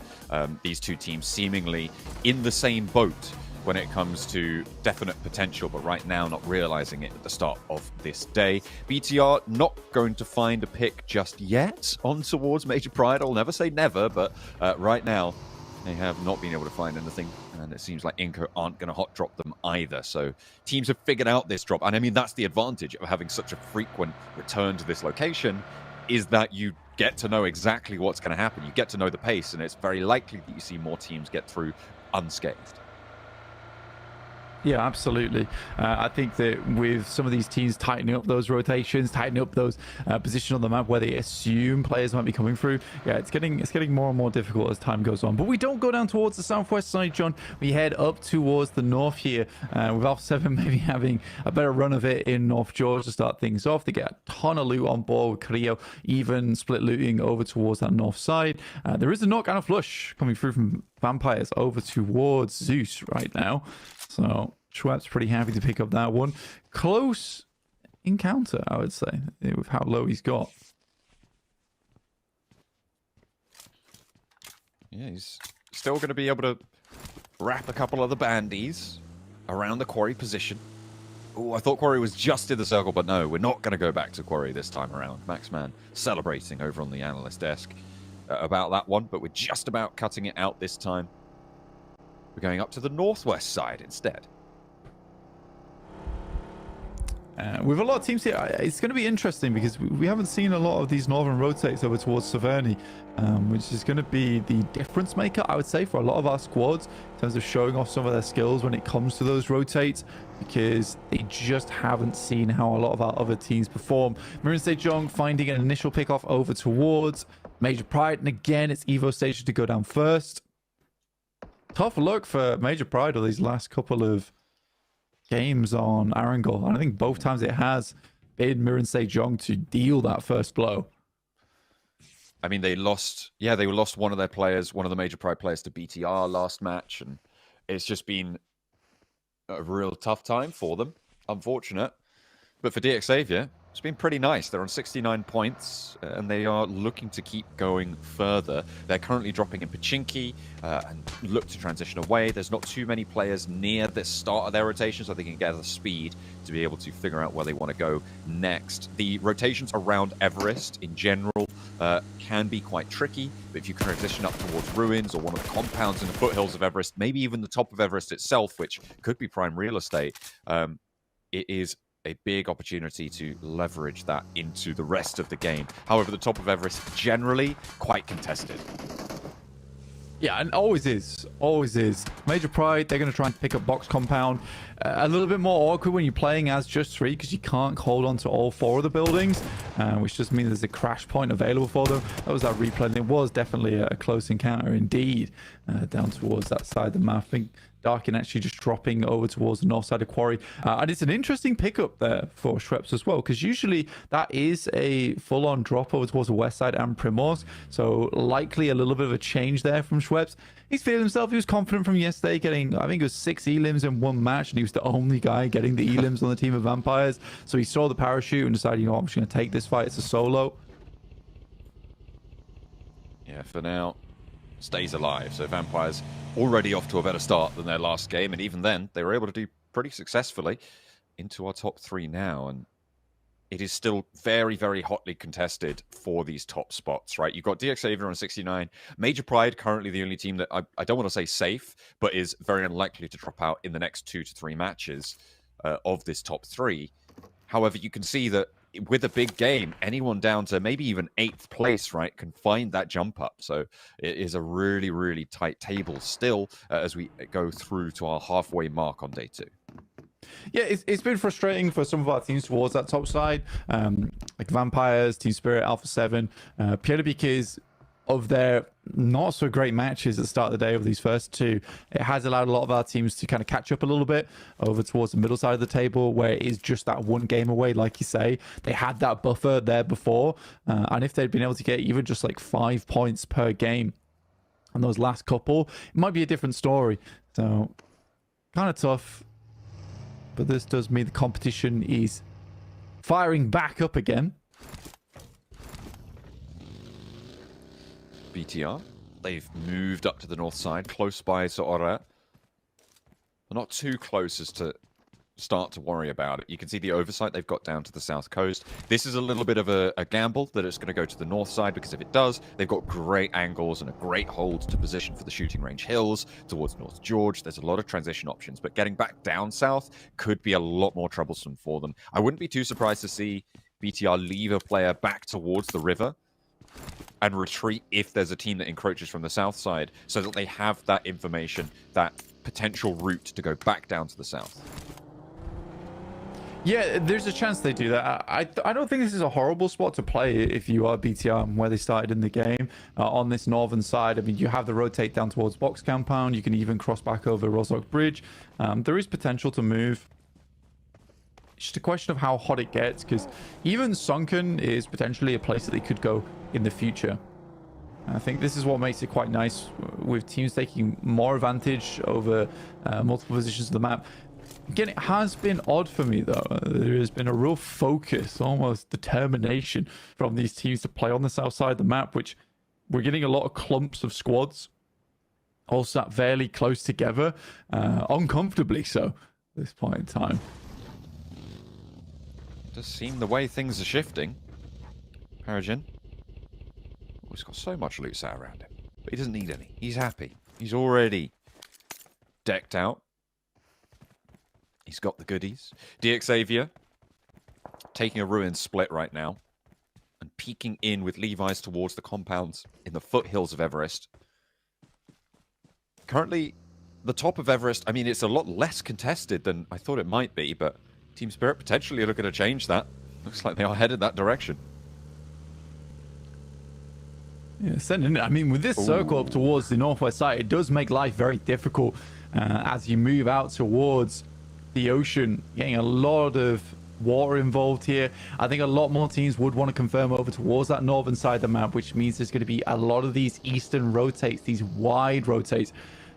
I personally think that we're going to see a lot of teams getting caught up, tangled with one another, in these coming moments. It's not going to be easy. It's really not going to be easy because we just cut out a whole lot of landmass in stage 2. I think that it's probably not unwise for a team like Aura, maybe even BTR, to head all the way out to the Zaki side of this circle, try and get out of it. But we've seen a lot of times where the whole lobby has kind of read that same approach, and it's forced out a full shift for everybody to go out to that side, as Doran does lose his life to our RSG's roll-up on the south side. They still have to go for the cross. This crossing, though, is really where a lot of metal is going to be tested, Blank, and we're going to see who's going to melt.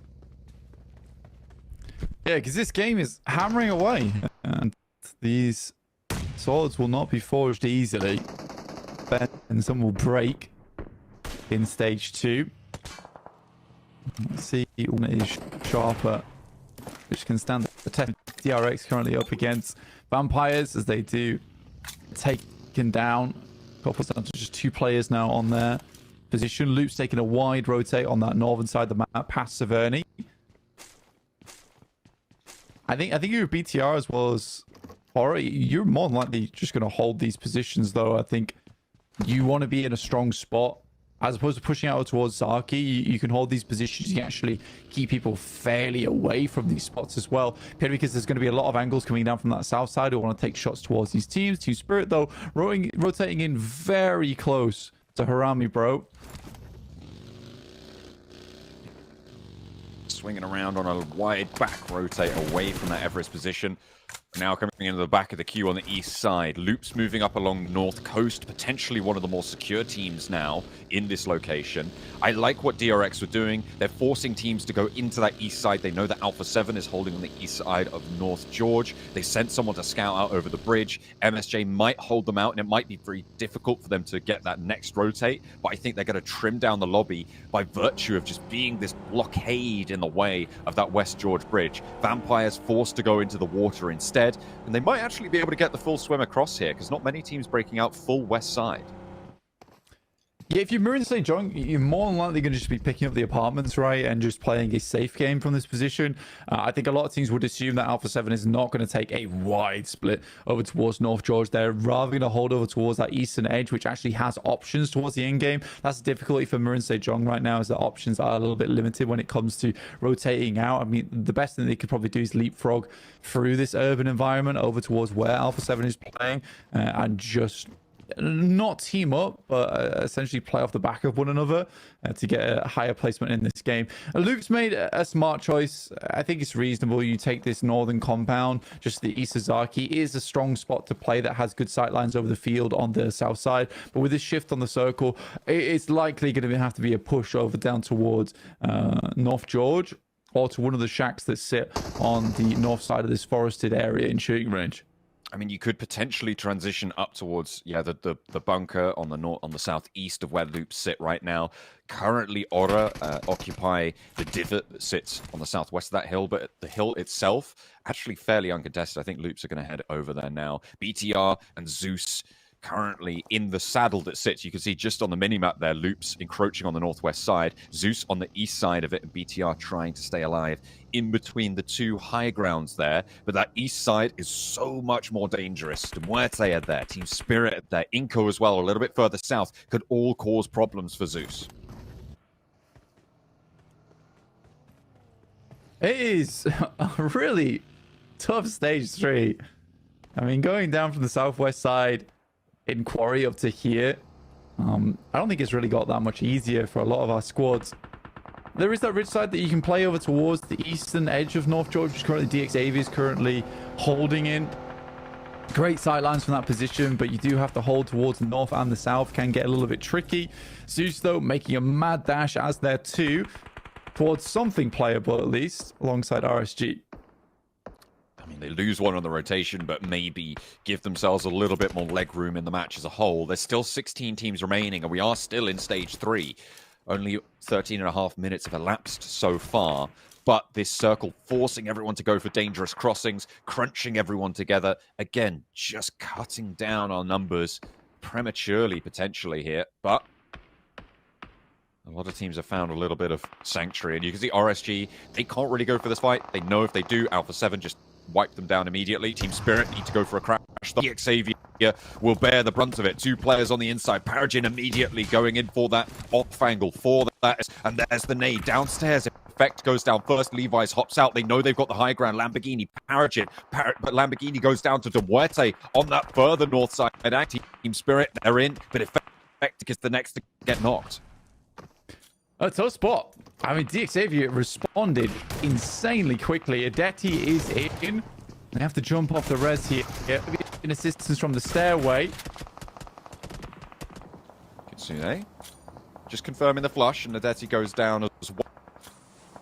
So they've managed to fully crash in here, but Matic still needs a Muerte pushing in, shifting out to this eastern side as well. There's such a bot for teams looking to move in that they have to be thinking that they are in a lot of danger right now. The nades come through. Demuerte keep Foopsman right around the wing, but Paragin has to turn tail. Slink away. The last player for JuiXeee. Team Spirit won that second place spot back.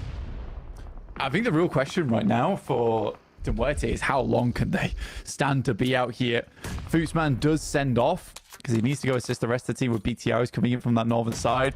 I think JuiXeee respond really quickly over towards this position, but I think because they were holding that wide split, unless they were able to capitalize on a couple of knocks, that was a bit of a struggle to make work. And so JuiXeee actually gets pushed down in that situation. I think Team Spirit pretty happy with what they've been able to achieve here. Still assuming there's a player inside this building and not sure if he's actually pushed off or not. Wasting maybe a little bit of utility on that. Only losing Effect on this crash, I think, could be classified as a success for Team Spirit.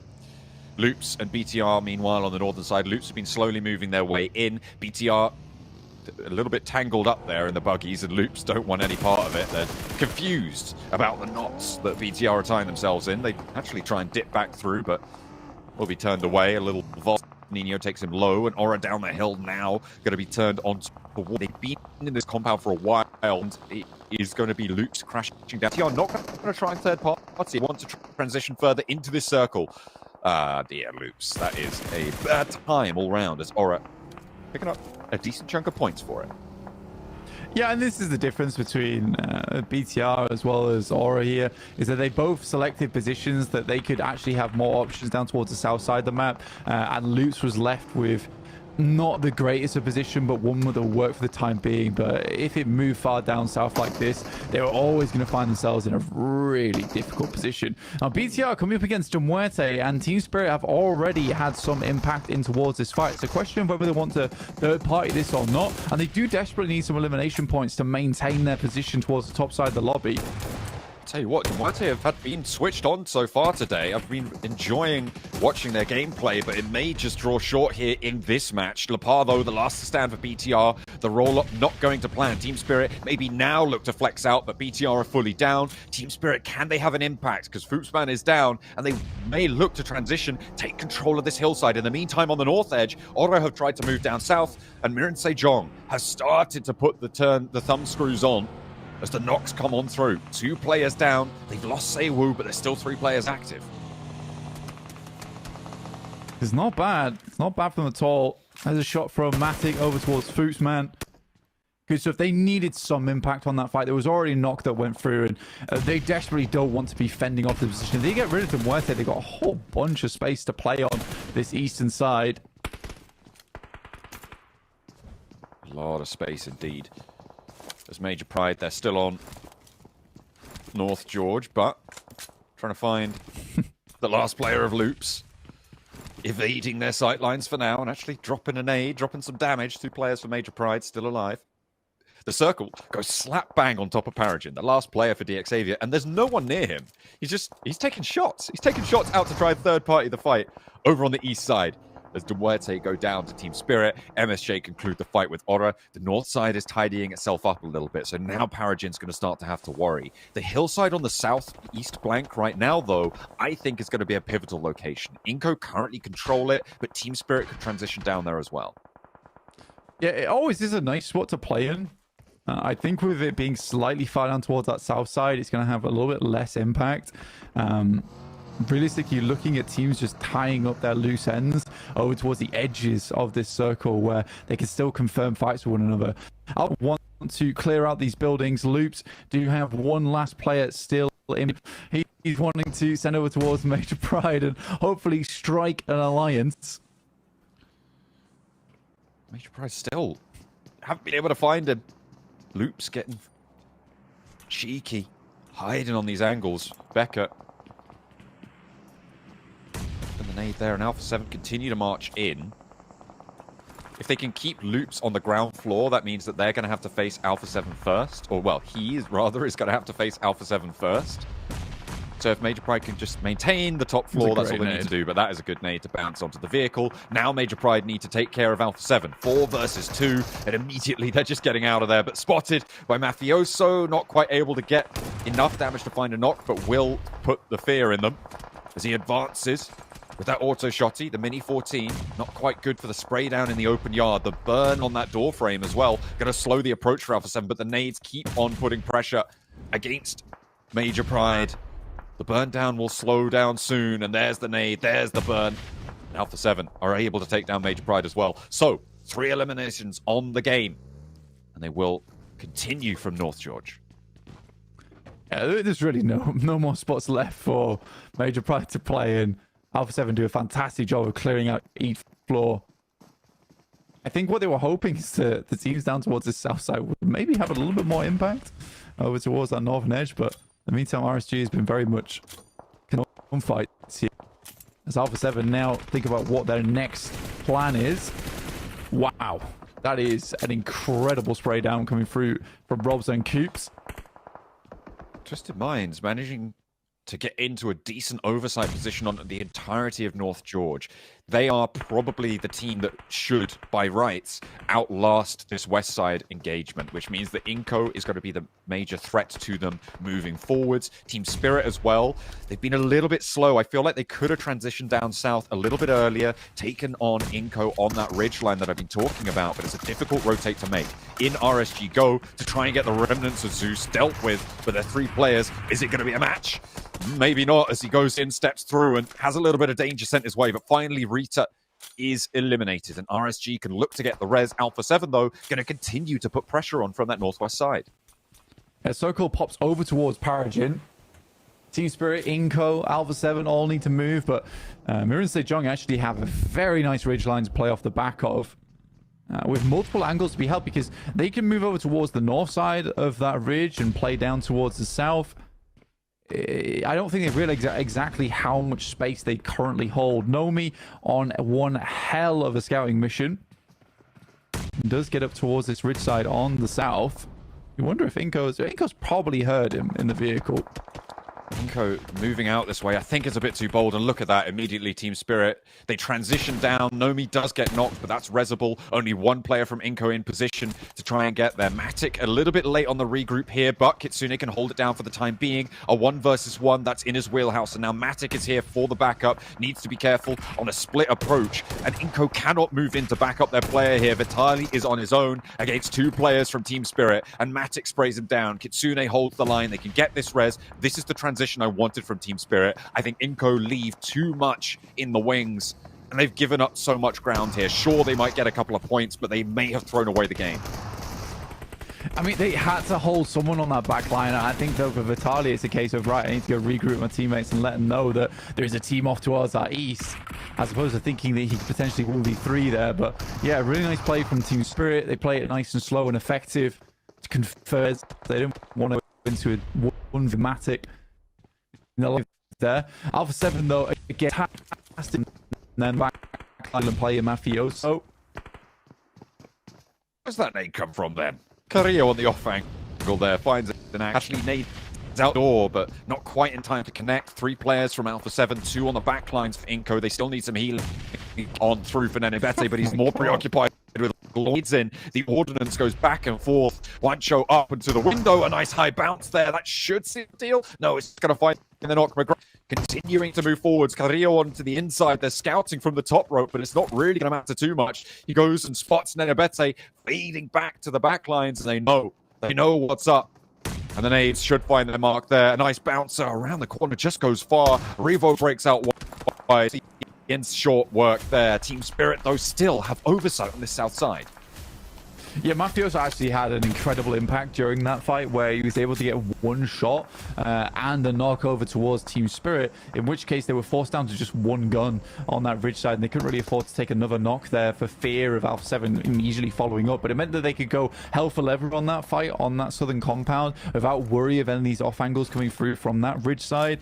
So yeah, if Mafioso wasn't in that position, he wasn't able to get that knock, it might have been a different story where they opened themselves up to some shots coming through from Team Spirit. But again, a good thing that Mafioso still played back on that line. These two counterpose ridges, and the shift goes up to the north side for Mirren Sejong. This is good news. Team Spirit on that south ridge did have a lot of oversight. Paragin, by the way, has been surviving for so long for JuiXeee. Really looking to hold on to that second place spot to keep Team Spirit at bay, but the race is on. A lot of these teams are towards the top of the tables, Blank, so there is big potential for a big shakeup, right, at the top of the tables based on these placements, and these eliminations still yet to come. Yeah, for Team Spirit, I don't know. It feels like maybe a fourth place here for them because they are on the fast side of the circle. Alpha 7 can move back up towards their anchor point with Mafioso and play the slow side of the circle and just kind of wait Team Spirit out. For Team Spirit, they need to get a strong push over towards JuiXeee, basically take down Paragin, but he's been waiting. He knows he needs to pop a really fantastic nade. It's a question of who moves first here. And again, Alpha 7's got so many vehicles still in play. Head back over towards the Wizard Tower. This is a pretty open rotating. Team Spirit have a broadside. They're going to take so much damage if they don't find some cover soon. You can see they have to draw short. Sure, they've moved up further onto the west, but they are really pressured in now. And Mirren Sejong has such great angles too. Mafioso goes down first. Hoxie able to layer that. And with Alpha 7 drawing the attention of MSJ, now's the time for Team Spirit to try and make their approach. Hoxie gets a response over towards as well. Gets that flush coming on through. Team Spirit mounting up and they go for this crash. The nade's out. They are trying to snake past them all and get across the roadside. Matic taking a little bit of damage. Nomi up to the ridgeline. But Alpha 7 not going to have a say-so on this rotate either, with them already being backed off. But there's the Molotov. Paragin doing a lot of work here. Matic needs to be very careful. It's getting hot. I mean, it's a good Molotov. Keeps him at bay. Next one goes in from Nomi. Both sides. It's so close to him, but they can take control of this compound. Actually, it's not the worst thing in the world, but they do not know where he is. Molotovs go up towards the front side of the building. Alpha 7 do a fantastic job to stay in line, but they need to get rid of this play, and I don't think they realize it's just the one on the backside. Hoxie might have some influence here, though. Should be able to see him on the backside of this building soon if he steps up. To an extent, they don't really need to fully commit to this push, Blank. They have a little bit of the circle. Alpha 7 don't. If Alpha 7 make the move, MSJ's attention is turned. That's when they can go a little bit more aggressive. We saw that first approach to cross the road, capitalizing on exactly that. But Alpha 7 hunkered down. They slowed their pace, which means that the threat was a little bit lower, and MSJ had more influence to this eastern side. Now, they're biding their time once more, but Alpha 7 gonna have to move first. He's curious that Mirren Sejong don't put more pressure over towards that western side. Good shot onto Revo. Should be a confirmation. I mean, he's so incredibly low. They'd have to tag him immediately. With the blue pushing in, I just don't think it's possible to get him back up now. 5 seconds until that push in. Maybe able to just get that res, but it's dangerous. Mirren Sejong, they have played this game out very well. Good understanding of the terrain around this area, moving back up towards that north side again off the back of a good rotate over towards North George and those apartments, and then slowly working their way back out again. They did slip through the net a fair few times. This is what I'm talking about in terms of the crash coming through. JuiXee's got a lot on his shoulders, but is able to weather it, which is very good work for him. With Final down the hill, there's no way that crash works. McGrellan trying to cross open ground now with smoke cover as his only friend. That tree, sure, is there, but Final knows exactly where he is. It's going to be a nade trade. Who's going to find the knock? Steps out into the smoke, waits for the peak Alpha, and in the meantime, as soon as that attention is drawn, Team Spirit, they go forwards. They take down Paragin. They don't take a knock in response, and now Hoxie's under pressure. We're down to 2 players. Is those... Yeah, it's tough. I mean, we've said multiple times that he's the greatest talent out. you. But yeah, push for him. One. Probably going to try and confirm it, but that's the best he can do there. I don't know if he quite got it there, but many more eliminations as possible is good news for them. But Marin Sejong, after coming so close to a chicken dinner multiple times throughout these 2 days, finally picked one for them. That is what you want to see, right? They have been able to finally transition out of that mid game successfully and play a strong end game. The control that they had from that north side was really well juggled. I feel like Team Spirit did the best they could have done from that location. They made some great rotations, but they were pipped to the post, and Marin Sejong take the chicken dinner away from them. Well, I know one person who's going to be extremely happy about that, saying it was destined for them to eventually pick up a chicken dinner. But Max, did you expect them to do it here in our third match of day 2? It's too soon. I'm not ready. Wait, what? I didn't prepare. I didn't have my confetti on everything. Yet. No, it's not. I didn't make the banana bread for them, man. I need to make a white one. Oh, no. But what a game, really, from MSJ. I'm so happy, Jason, to see them wrap up a game. I talked about it a bit earlier. Back in PMPS, they struggled to wrap up the games. They could get no second, third place finishes with a bunch of eliminations. But an actual win here in PMGC, Hot Jukes, like, I'm sold. Please, more of that. I am so happy to see MSJ finally get it. Yeah, and it wasn't like, the win we just saw in the last game. These guys weren't just big chilling. No, they got active the whole way. Look at that. 12 eliminations ready right here. I mean, Nomi, great job of him just to kind of like shut down and deny that point. But still, I mean, MSJ, what more could you ask for here? 12 elimination chicken dinner? That's how you do it. That's how you do it. It's a little bit scary, actually, because Hoxie, like we saw yesterday over towards Corey Max, he likes to be aggressive. He likes to flank teams. And I mean, when it works, it's great. When it fails, it's questionable. He's the backstab goblin. He's like, oh, you're solo, you're dead. He just likes to get involved in fights. If he sees someone split, goblin, he's gonna punish king it. of the bins. That's me, okay? I'm king of the bins, okay? Don't get no, calm down. That's his name. We were talking about Northern Georgia right at some point, Jason, during that game, about how you had so many teams to the western side, and we thought they would just get fed into Alpha 7 like in a meat grinder and just pick up easy eliminations.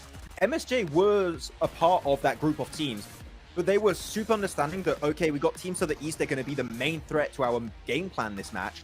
We're just going to wide rotate north, we're going to clear Hora, we're going to clear Loops, we're going to clear Harame Bro. They made so much space for themselves in this match. Like, as you said, Jukes, I think you perfectly broken down that they were just so proactive this game. They were active from start to finish and doing work to get that win. So very well-deserved chicken dinner for sure. Absolutely. Look at that team spirit hanging on there towards the end. Beautifully done. One of the teams, though, that I got to talk about is the squad we're looking at right now. Inco Gaming, dude. This is a game that they could have actually won this game. This one split players over teams, and it just all fell apart after that. Yeah, instead of that, they sent Twisted Minds, Juice, and they partied by Team Spirit because they still crossed the Minds and the Mountain. Just one mistake just impossible. Yep, that's what it is. Just that one mistake. You go and you send Vitaly out there to by himself. You split up all that power, and you get punished for it. But man, Maurice Sajin, look at that. 22 points here, Jason. Let's go. Yeah, a massive victory for them. I mean, I feel like we've seen a lot of victories with high eliminations, but for Marin Sejong proving again they can take these fights, they can win these fights. They're positioning themselves so well. On top of that, they're definitely seeming to be a pretty complete team as they're trying to, I guess, surprise the world. If they somehow finish top 3 in this group and go straight into the grand finals, I think they would have surprised everyone out there, and it would be completely unexpected. To go back quickly to Inco on that push against Twisted Minds, I wonder if Twisted Minds would have been able to hold on to that fight and potentially hold on to the crashes that happened thereafter if Lord didn't end up nading Coops and Robs. You're not just nading anyone, Jason, right? You're nading Coops and Robs. Like, Coops in particular, like, that's the guy you want to nade the least, Drew, because what gives it to you? Dude, everything's going wrong for the squad right now. It's so rough to see. Only 2 points on the board. These guys are in last place. I mean, with how they performed so far, I mean, it's looking like, hey, just try to aim for top 11, because, I mean, top 3 is going to take a good few chicken dinners, I think, here and now, if we want to have that conversation for Twisted Minds. What about Peregrine? I did go back and check. He survived to 4th place. He was in that position for about 13 minutes. He was alone when there was 15 teams at least. I wasn't sure if it was 15 or 16 teams remaining, and he gets himself a 4th place finish. I thought that was phenomenal. And again, going back to what I said before, when it came to overalls, 1 point could be the decider between you getting to the grand finals, fighting the stage, where everything. Yeah, that's exactly. It just goes down to where you have to scavenge any little point that you can get here, and you know that's what PMGC is, like the tiniest of tiny mistakes. Make that's you get punished for instantly. Look at that nation, 700 damage. Great performance here. We got it coming up, Max, right? That you're looking at right now that haven't performed, expect to kind of pour in the second half of today. Ooh, you know what? I see Horror keep building a little bit more confidence and fights on the northwestern side, especially versus Horror. That was it.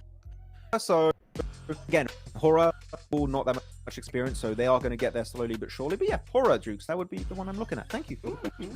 That was really good to see. But also, not only them, Dumorte had to fight from a real difficult position because they were sandwiched between Bigatron and Team Spirit, and they came out ahead, taking out Bigatron, which is no easy feat. But as we take a look at our overalls, again, as I talk about like 1 point potentially being a big difference, you see there's only that 1 point gap between 2nd and 3rd place, and Alpha 7 hot on their heels as Mir and Sejon pushing up to 5th place here, surpassing Vampire.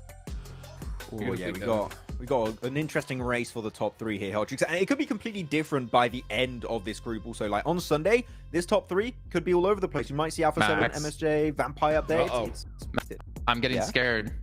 What was the prediction Helltrix for Inko? Yeah, top 3, and they're in 8th. No, baby. Did he find out this info ahead of time? Elimination game, baby. 8 elimination against the best team in the world. You know, that's it. Inko. The fumbles, seeing them. The fumbles, no doubt, they're all right. But the fact that they're I mean, Inko is in contention for top 3. Twisted Minds is not right now. You know what I'm saying? So that just goes to how well they're doing. Correct. Correct. What do we say about that? Is like they are better than the last place team. Like, yeah, fact. I mean, that's wild. Yeah. Well, Reagan's Gaming, unfortunately, going to be sitting in 12th place. Loops have fallen now into of being knocked out of the entire event and not advancing through to the survival stage, as they currently sit in 13th place.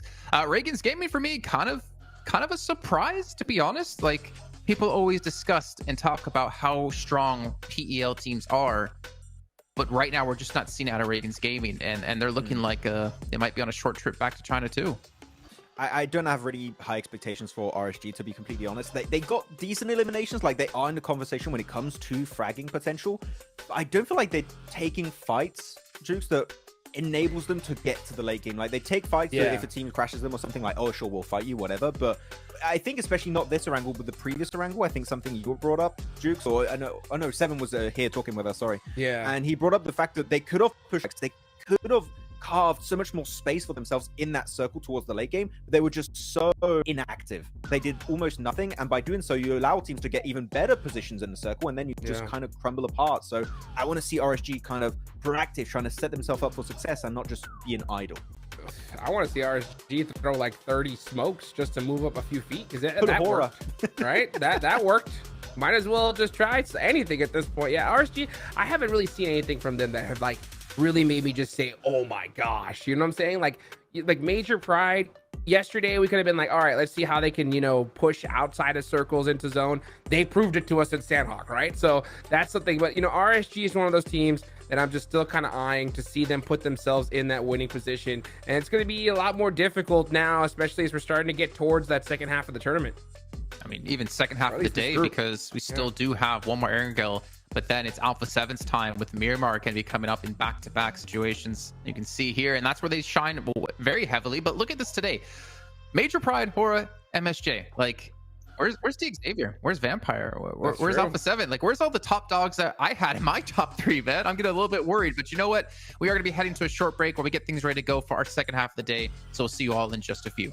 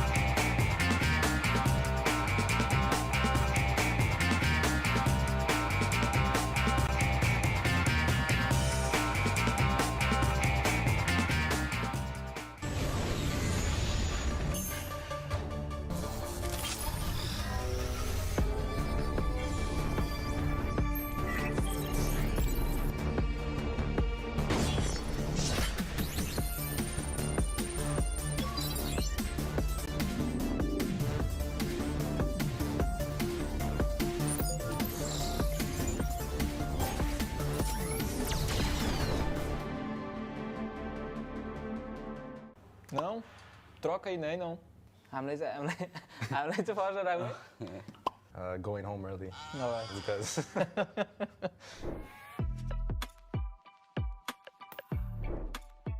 Halo guys, nama aku Satar dari tim Bigetron Night. Nama aku JuiXeee dari tim Bigetron Knights. Hello, I'm Lord. I'm Coops from Twisted Minds. Salve galera, eu sou o Revo. E rapaziada, eu sou mafioso. नमस्ते सबैजनालाई मेरो नाम मलिक कार्की हो म चाहिँ आकाश राई हो र म टिम स्पोर्ट्सको प्लेयर हो र आज हामी ग्रुप येल्लोको 2024 PMGC प्रेडिक्सन गर्न जाँदैछौँ. Dimulai dari saya. Oh, dari saya. Bigetron. Gimana? Lewat. Nomor 1. Di sini. Udah nggak ada ininya lagi ya? Apa bintang lagi ya? Ya, udah mau di atas. Udah jelas saya Bigetron, kenapa Bigetron? Like we still have better teams in our group. Você concorda, parceiro? Concordo com você. 6 man. I have respect for them, that's why in 6th. JuiXeee, they're underrated, but I don't think they're good enough to be top 3. So I'll put them as 4. Yeah. Saya top 4. No, quinto. Eles brigam também pelo top 3. Então beleza. DXलाई 4 मा राख्दिने? राम्रै खेल्छ यिनीहरू. Vampire Esports. They're one of the best teams on the world, so I think I'll go for first. Iya, kayak lumayan. Vampire. Segundo porque eles é bom. 2 times WI champion. Okay, and now Twisted Minds. I would go for third. Why? Better teams in our group, but I think we can manage to qualify to grand finals. Sexto. É, 6 é uma posição justa. Mas acho que briga também pelo top 3. Twisted Mind region MENA. Ya pokoknya tapi dia jago, tapi nggak konsisten, selalu nggak konsisten di PMGC. 10, 9 kayaknya. Oke, kita taruh di 9. Oh, यसलाई कहाँ राख्ने यिनीहरू पनि champion होइन माथि राख्नु है Top 3. Top 3. Nah ini nih yang dulu segrup sama kita, tapi lu belum main. Major Pride. Iya, cuman rosternya ada beda nih. Iya, rosternya beda. Menurut gua sih di 10 sih. 10 ya. Nah itu lah. Oh, किनभने हामीलाई चाहिँ first राख्नु हामी first हुने हो जितेर हुने योपालि फर्स्ट हुने हो त्यही भएर I think they'll be going home early. Alright. Because Não? Troca aí, né? Não. É verdade. Aqui tem um lugar reservado. É. 14º. Loops. Acho que eles têm chance de brigar pelo top 5 também. É, sobrou só o 8º, hein? Acho que eu tiro a DX. Não, eu tiro Tira MP. Tira MP, coloca MP em 11º. Vou colocar em 11º. Colocar loops. Ai! Acho que esse time aqui tudo vai brigar pelo top coisa. E o campeão do grupo amarelo? Não, for sure. A gente. Taruh. Udah pastilah ini. Nggak bisa diragukan lagi. Apa 7? Tim yang paling konsisten lah sih. Iya, gila. Alpha 7. Oh, World champions, bro. Of course they're gonna qualify. yep. Alpha 7. Second. Esse daqui é lá embaixo. Voltando pro Brasil. Inco. Ok. Yeah.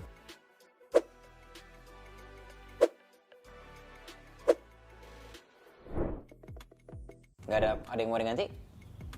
Enggak, kurang lebih gini lah. Ya kurang lebih gini lah. Dah, deal? Deal? Deal. Bom, galera, agora a gente vai falar um pouco sobre os times que a gente colocou aqui. Bom, a gente colocou a gente mesmo primeiro porque a gente sabe que a gente é o time mais preparado. É o time que mais... Tenho certeza que é o time que mais merece estar aqui. E fala um pouquinho sobre a Vampire aí, meu Deus. A Vampire é um time muito consistente, eles estão em todos os campeonatos mundiais. Então ele só fica atrás da gente mesmo. यो चाहिँ हाम्रो final prediction रहेको छ र हामीले किन हामीलाई फर्स्टमा राखेको भन्दा किनभने म आफूभन्दा माथि कुनै टिमलाई पनि देख्दिनँ We put Vampire, DX, and BTR all in the top 5 because Southeast Asia, they're all strong teams. And I think they're the strongest region right now in the world. It's not misconfidence. I think it's about reality. Like Both teams are better.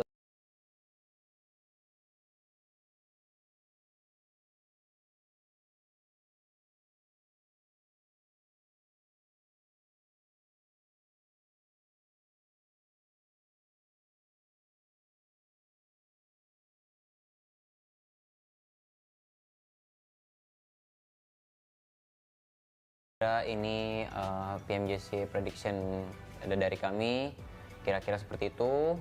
Valeu. Valeu. Bye bye. Bye bye.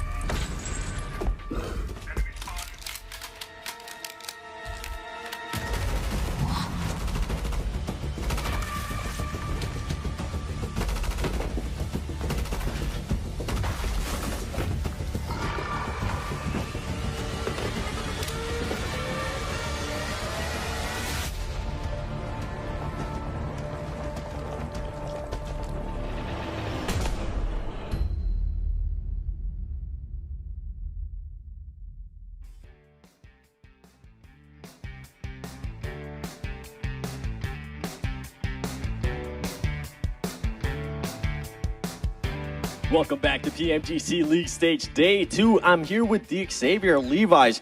Your team has had an amazing day so far. I mean, you guys have been able to be in the top 4 every single match. Have you guys had to readjust at any moment to be able to achieve that kind of performance? Ngày hôm nay thì các bạn thi đấu rất tuyệt. Hầu như là mình đã vào được top 4 trong tất cả các trận. Thì không biết là các bạn đã có những cái thay đổi gì hoặc trong những khoảnh khắc nào để đạt được cái kết quả như vậy hay không? Nhờ team bọn em di chuyển và đi bo hợp lý và lấy thông tin, và nhờ sự may mắn nữa nên bọn em ở trong tất cả top 4. It's thanks to us having appropriate circle movement and also team call outs, and also thanks to luck that we got to top 4 in every match. You got to sprinkle a little bit of luck in there. You know what? Let's sprinkle a little bit of pressure on your guys' shoulders, because you guys are one of the favorite teams to at least finish in the top 3 out of Group Yellow. Does that put extra pressure on your shoulders knowing that? Đội của các bạn là được kỳ vọng là sẽ vào được top 3 trong bảng vàng. Vậy thì điều này có tạo nên áp lực cho các bạn hay không? Bọn em cũng không áp lực, thoải mái bắn tiến tới final thôi ạ. Actually, we don't feel much pressure, and we play with a relaxed attitude so that we can get to the grand finals. Oh, hey, that's what champions usually end up saying. Thank you so much for your time. By the way, Jason, I found people my height. Back to you guys.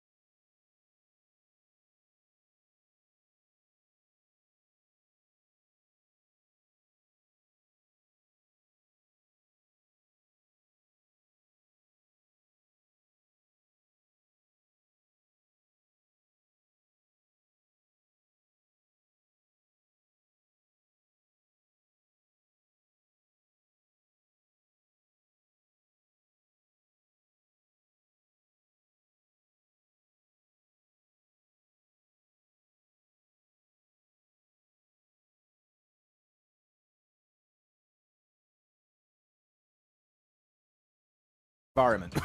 Is what I'm gonna say. There might be some talk happening in the background. We don't know.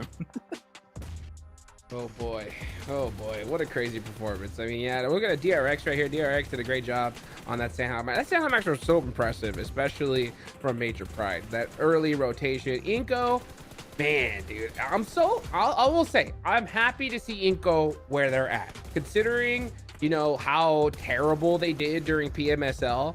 I mean, they did have the most PMGC points. That's why they made it here in the first place. But I think they're doing a good job considering. What do you think? What do you guys think? Depends if I want to be nice or mean, to be honest. Well, be mean. Like, what are you actually thinking? I mean, when it comes to having the most PMGC points in North America, all you really have to do is just qualify for PMSL and you'll probably be #1. So yeah, I think they've definitely shown improvements for sure. They definitely are looking much better today than they did previously. I didn't have too much hopes for them when it came to day one with how they were playing out, but I think they're making some improvements. I think Max did point out, you know, kind of the splits they were doing were a little bit weird, with Inactive being really far away from his team and maybe some slight decision making. But obviously when you're in the heat of the moment, and we have the advantage of being able to see the map stream, right? So we know exactly where all the teams are. Maybe the decisions can be a little bit questionable, but in the end of the day, they're 8th place. Like, they're currently safe to make it to the survival stage. Yeah. But obviously it's still going to become more tough from there, where it's only top 6 are eventually going to get through into PMGC.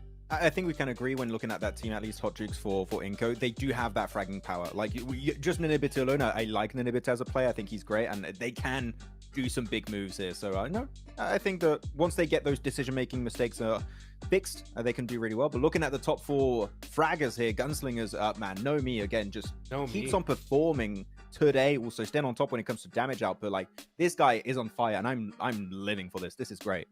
You're living for this? I'm living for this. Only for this. This and banana bread, Jason. Okay, this is all. Well, and finding the One Piece. Hot Jukes, your thoughts? Yeah, I mean, he's got to find it. I mean, it's been a long time and he still has it. That's tough, you know. But Nomi, he's finding something. He's finding some 4,200 damage. That's a whole lot right there. So yeah, I mean, this player definitely going to be in that race for MVP for sure. And even Hoxie, like, to be able to stand out in a tournament of this caliber with players of this caliber is not easy to do, and he's been quite successful at it, man. I even look back to, again, as we mentioned before in the last match, like the willingness for him to just kind of go off by himself, get aggressive, and look for some eliminations. He's been successful for it, and he doesn't seem to have been punished too often. It's great. I feel like this is a nice era of PUBG Mobile where you're seeing so many new players, new teams come into the ranks that can challenge the best of the best. I'm not gonna lie, Hoxie feels like an anime protagonist, Jason. He just never also gives up on his friends, on his teammates. He just even in Quarry, when his teammate was knocked in a super bad spot, he's like, I got you, puts him in a car, drives him into Quarry, reses him, and they played it out as a 2-man team. It was great. So yeah, Hoxie is definitely having some good moments. He's the, again, backstabbing goblin of this lobby, and he's getting some stats for it. I was kind of actually hoping to hear a researched and developed laugh for what a backstabbing goblin is going to sound like. I'll think about it. I'll give you some time to think about it while I talk about the Infinix GT20 Pro, the official device here of PMGC 2024 with 120 FPS and 144 Hertz AMOLED screen. You guys can pick one up and play like a pro. Max, no calls. We're in the middle of a show. Oh, sorry. Now, I just got a call from Inko saying they wanted to send BTR back to Indonesia. Now, I don't know. I don't know what was happening there. Inko, kind of savage. Okay, calm down. Hey, son. I didn't know you knew, like, Portuguese. Yeah. Yeah, it's true. I forgot about Pretty sure Juancho speaks English. Pretty sure. Yeah, I was talking to Juancho. Exactly. That's true. Yeah. Yeah, of course, exactly. No, I do like the little rivalry between those two teams, but unfortunately, we're not really seeing the hot drops. We're not seeing them really fight each other too often. I think it was maybe, as Seven said, 3 out of 6 times they did meet when it came to yesterday, but they've been kind of avoid each other. But hey, to be fair, it's been working out for Inko. Hey, yeah, I mean, they've been putting up good points. I mean, even the game that we kind of hoped that they would win, they still put up 8 eliminations here. So that's a good game no matter which way you look at it. But it does hurt to see because, you know, for a team like Inko, I don't think we're 100% confident. I don't think anybody is, right, that they're just going to make the perfect decision every time. So when you get those opportunities and we see those like little mistakes, it just hurts because it's like, man, that could have been the game, you know, that could have been the one to really put yourself in that contention for top 3, but they're gonna have to continue to keep on working for it. For Twisted Mind, just really quickly, not necessarily to bash on them at all. Do you think, Max, we're going to see Rob subbed out for Freak going into Miramar? Because that's when it happened yesterday. Yes, I think that's going to happen. It seems like the strat they're going for here. If they change the strat, then like that might just happen. But I feel like that is going to be every time the rotation going into Miramar. And it's kind of like the almost halfway point of the day. So yeah, to that question, I would say yes, that's going to happen. I do kind of worry though for Freak Hot Jukes, because it's not easy to come in cold and come in for only 2 matches. I feel like as a player, you need that experience of seeing how the lobbies are kind of playing out in person to be able to be very effective when you do have to play. I mean, I would completely agree. I mean, my normal like mind is just thinking like, what are you doing? Like, why are you swapping? To your not normal mind? Yeah, I mean, like, just I guess that's the best way I could put it. Is just because it's like, why would you be swapping players in PMGC? I mean, you should have done all that player swapping way before this, and you've got to have that roster locked in, and, you know, only swapping players unless, of course, there's an emergency or something like that. But, I mean, they're seeming to just kind of stick to that strategy, but at the same time, you're performing terrible, right? So it's like, if you're performing that bad, then yeah, I guess mix it up.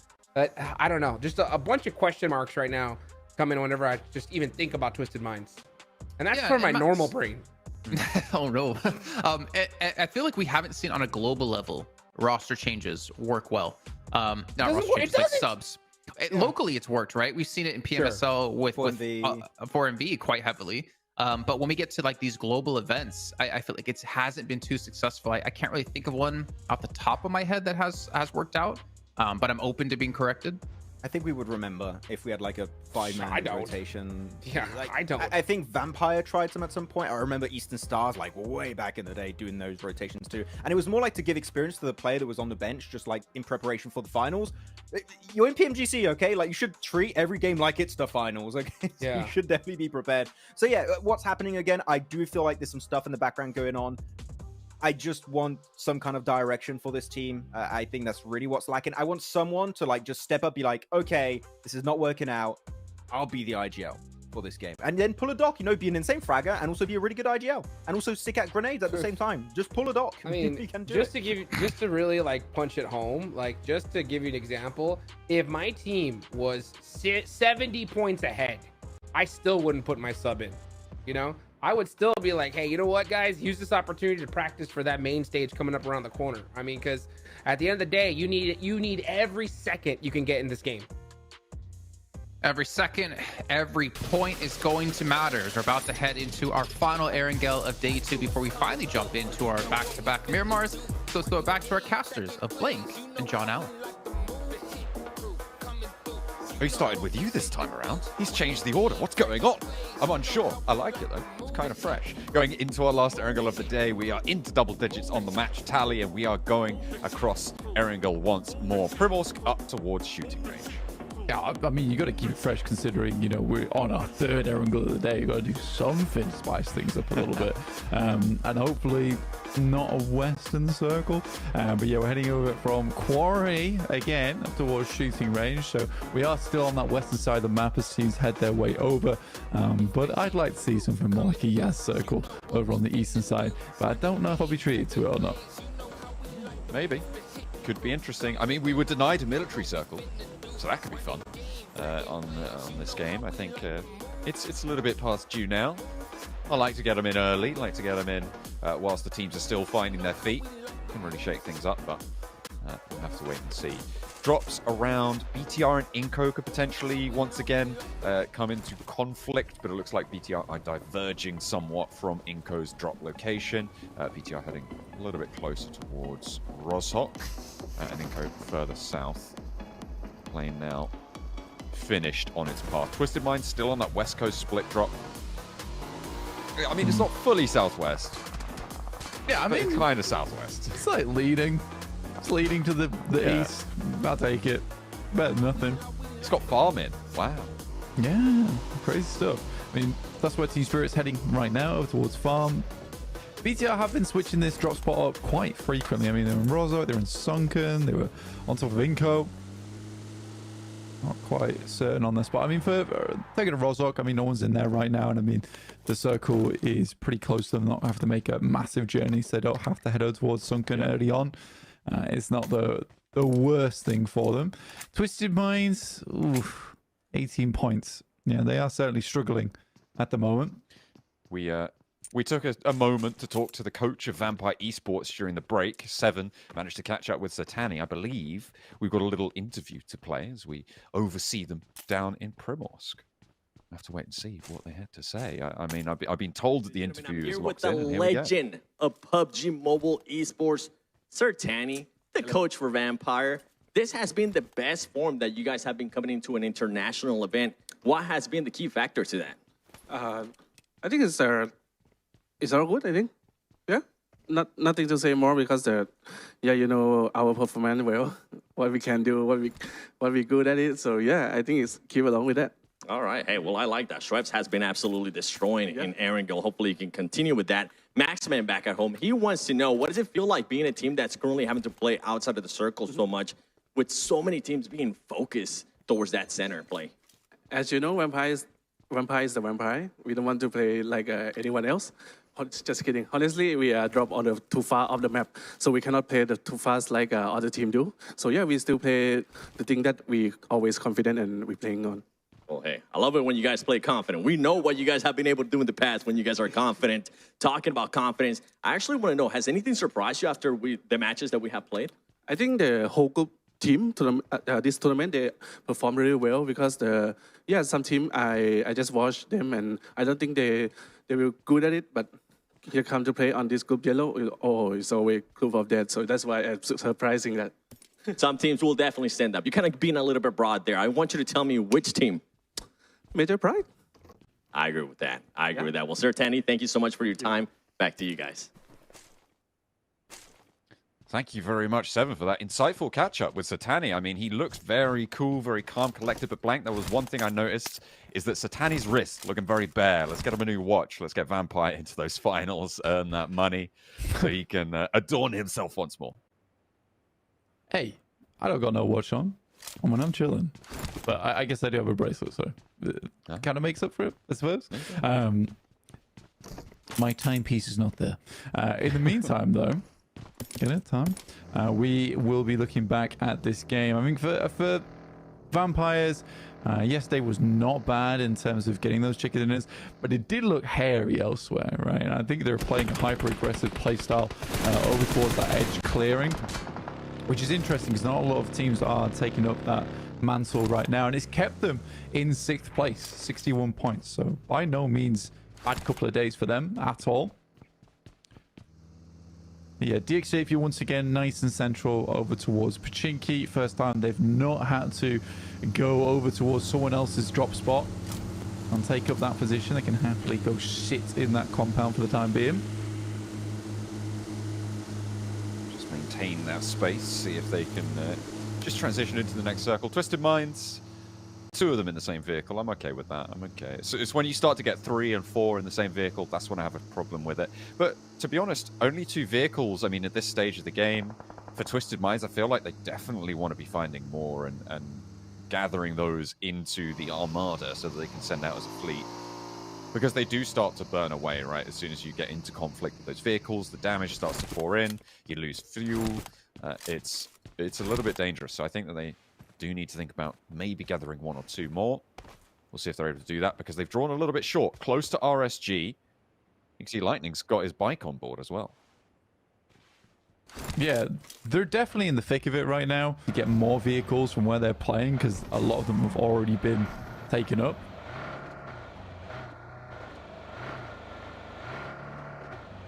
Major Pride getting up the top of the hill. 2 players in their vehicle as well. Twisted Minds might just crash into this forward position. RSJ now, Lightning in danger with the bike roll up there. Feet off the pedals. Needs to burn the corner. Really nice Molotov there for Lightning to slow things down, allow his team to maybe give him some backup, but it's not going to work as Robs launches the nade out immediately with the pump action, and First Blood goes the way of Twisted Minds. They've got 18 points, but they racked up to 19 here. Is it time for them to step up a little bit further into this tournament? As Maxman would say, no. Could be something else, though. Could be. could definitely be. I think for a fair few of our squads down towards the bottom of the table, it is getting a little bit more distinct between that 10th down to 16th place as we head towards the middle of the table.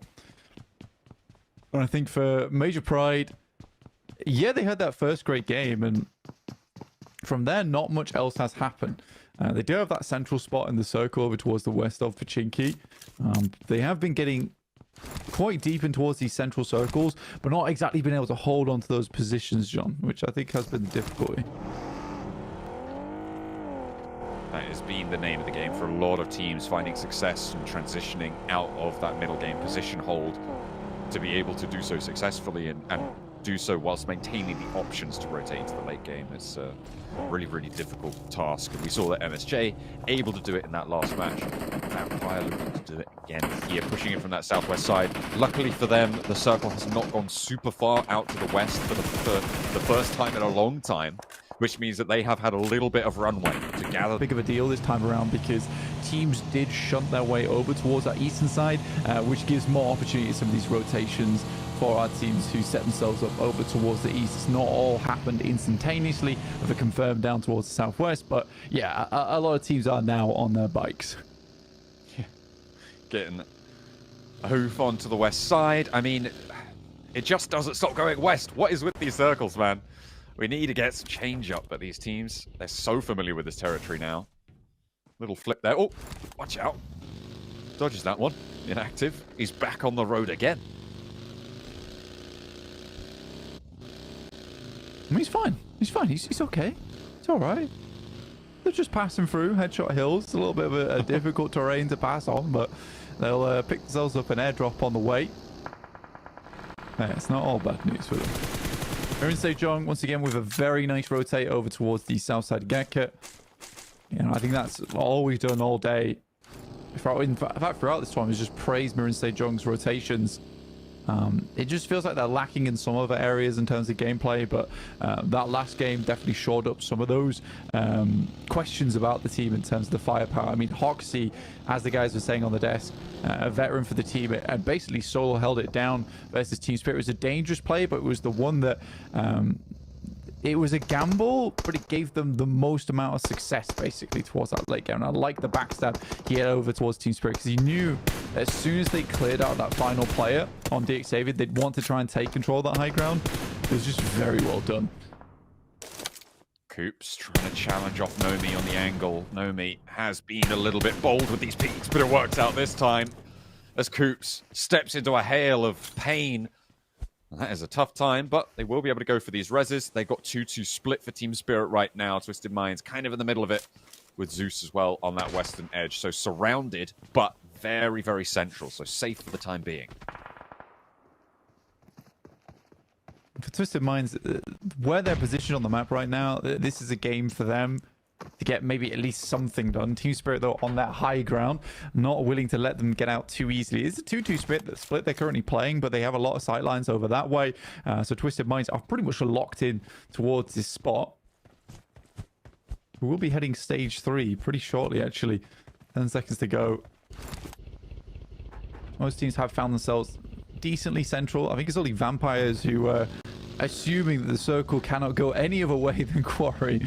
Luckily for us, it does head back up towards that north side. So very much a fielded finish, which is where we'll see actually quite a few teams start to box and brawl going into the next 5 minutes for position. RSG out on the east side, 3 players alive with JuiXeee to their north. That's not where you want to be, especially today. BTR, they try and move into Major Pride territory and get rebuffed. Satar the last to stand. These chopsticks not going to work out for BTR this time around. Evo Station holds his nerve. Major Pride, they lost a player early to their rotate. I think that went over to Vampire, if I'm not mistaken. So they have been playing as 3 for a long time, and this hold looks pretty solid, I'm convinced. I mean, quite a few of their wins have actually come through from 3-man situations. I think that almost puts them on the edge of their seat when they play just a little bit better with 3 players. Mirren Sejong have that 2-man split currently across the compound that sits down towards the south, as well as just having oversight towards BTR as well as Major Pride, There is a team that off in the distance. I believe that is Inco. Swinging wide around their spot. Oh, he's got the nade. Mirin Sejong could third party this as well, remember. Satar could have an impact. The smoke is there. Puts the pin back in. Actually just retreats here. And waits for them to push in through the smoke. I mean, moving back up along this chopstick isn't the worst idea. You get cover from these little stanchions on the side. And Mirin Sejong unlikely to push all the way in, given that they have the buildings up top. So a little bit of protection afforded to you. The difficulty is you're very vulnerable from that north edge push. So if Inco decide to move south, if De Muerte try and move across, you're basically just done for. Alpha 7 keeping things nice and calm over towards our western edge. Managing to loot a lot of these smaller compounds as we head on through, whilst having 2 players over towards the ridge side, getting some lay of the land up towards the east, where Duarte currently hold a large space in the fields with that compound. Ngaka. Ooh, effect. Yeah. What a response coming through. Nearly going down and will go down, in fact, to Coops on the off angle, but it may be resible. However, in the meantime, Bay will start to move up. Matic needs to hold this down. They are still on this 2-2 split for Team Spirit, meaning that this is so important to make work.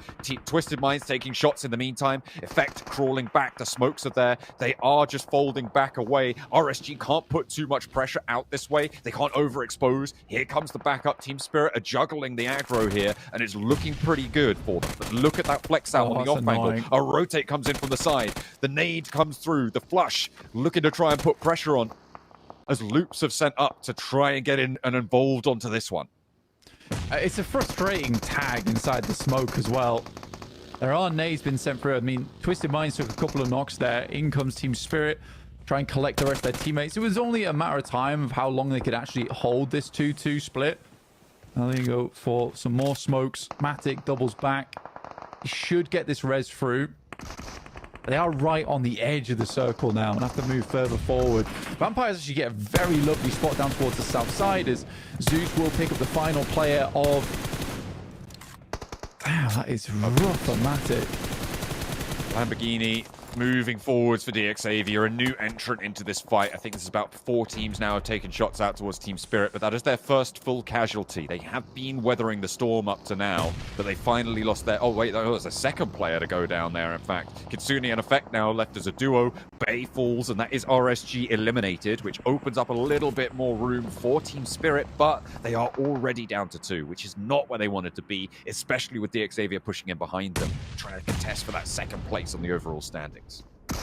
You can understand why Nomi stayed behind to try and hold down that compound that they could move back towards. He was the anchor point, essentially. It's just so many teams come through all at the same moment. I think they may have been better off just regrouping as a 4, or even just regrouping a little bit earlier. I think they were waiting for this stage 4 shift before they made that decision. Again, with the way the actual compounds were set up on the north and south side, it wasn't likely they were going to get too much differential with the next circle. So yeah, the regroup might have been more necessary. Vitali, inside the blue, struggling versus DRX. Nearly gets that first aid off, doesn't commit to it, instead steps out with the DBS.